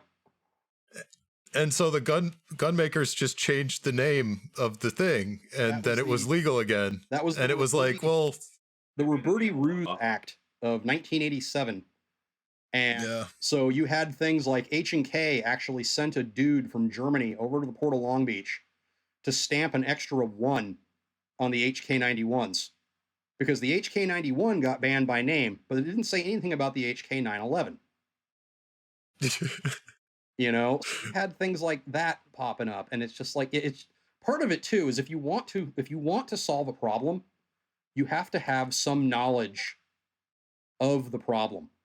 You have to have some knowledge and understanding of the thing you're trying to work on, and that's one of the, like, as a gun person, one of the things that drives me nuts is 99% of the anti-gun people I talk to have no idea what they are talking about, and to them, they don't think it's important. And it's like, it's massively important. It's hugely important. If you want to have this conversation, we have to have agreed upon language. We have to have an understanding of what's already in place, what's being proposed, a willingness to look at it and say, maybe this might work, maybe this won't work, you know, and you have to have that understanding. It's the same reason why I can't walk into a room full of marine biologists and be like, you're all wrong. Now listen to my hot take about marine biology, a class that I failed in high school and have never taken since. And it's like, yeah, they'd drum me out of there. They'd be like, beat it. Like, nobody wants to hear from you. Like, your opinion means nothing. And it's like, but I have thoughts on it. And it's like, that's fucking super, champ. You got thoughts on it.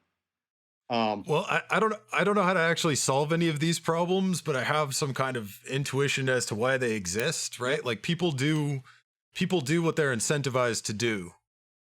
You know, like whatever they're doing now, that's what they've been incentivized to do, right? So like if you want to change someone's behavior, you have to change the incentives. And with politicians, I have no idea how you'd even start with that. And guns especially, because, you know, it's life and death is the incentive. Well, I mean, the guns are irrelevant, right? Like with 3D printers, like the Ghost Gunner, like anybody can make an arbitrary amount of guns. Yep. With a couple $1,000 investment. Sure, I'm just talking about the incentives, you know. Like a gun is a software product, and you can't really regulate it. It's not. There isn't, like, if we're gonna have some guns legal and some guns illegal, like that can't possibly work because there's no test, right? And even the analogs, like even the drugs reference earlier is like similar, right? Like there's been, I wish I could remember the study offhand, but like there's been more laws passed to regulate analogs than there have been to regulate the actual drugs themselves. Because well, and the they got analogs yeah, with the drugs too, they got in this thing where like there's all these chemical factories in Hong Kong that are spitting out you know, designed compounds that are like a little bit different molecularly than an existing drug, and because they're a little bit different molecularly, they're still legal. And then it takes a few years for politicians to realize that they exist and ban them as well. That's the analog law. That's the analog law. And the way that it works is actually based on intent. Like the way that you go to jail for analog is that they have to prove that you were trying to make an analog of something that is existingly illegal. Oh, yeah. Like that's how it's done. Well, and you see it a lot in the weightlifting community, because every single week there is some new pre-workout mix that comes out that's using some compound that the FDA turns around 3 weeks later and says, nope, that's illegal. And so they come out with a new version of it. And yeah, and it's like you end up with, and it sucks because it ends up taking people away from things that are proven and that work, and pushing them into the increasingly, like, this is one of the things about the drug community and the rave scene that used to drive me nuts, is people are like, oh, I'm taking mushrooms. It's like, okay, well, that's been around for a long time. And it's like, I'm taking acid. Like, well, we know what the long-term effect of that is. Just go look at your parents, you know? Because they might tell you they didn't, but they did. The other aspect of it, though, is then you get these people that are like, oh, I'm on 3CT. It's like, what the hell is that? Oh, it's some like designer drug some dude in the Netherlands came up with. Research like, chemical. Yeah, and it's like, okay, does it cause Parkinson's disease? I don't know. It's like, well, you're going to find out. You know, so it's like, yeah, we keep pushing people towards these more extremes where there's less research, and then you're going to end up with something really bad coming down the pipe at some point. You know, at some point in time, somebody's going to come up with a workout supplement that, to get around all the weird FDA laws for having the use of ephedrine, they're going to end up using some sort of a compound that ends up resulting in people like having their hearts blow out. Ooh, or they could grow leathery bat wings. Ooh. I think we should pitch a Netflix series based on this. Now you did it. And in order to get away from performance enhancing drugs, they turned to genetic engineering, and that was how we got the zombie. Yeah, I like it. And we're even doing that to a degree.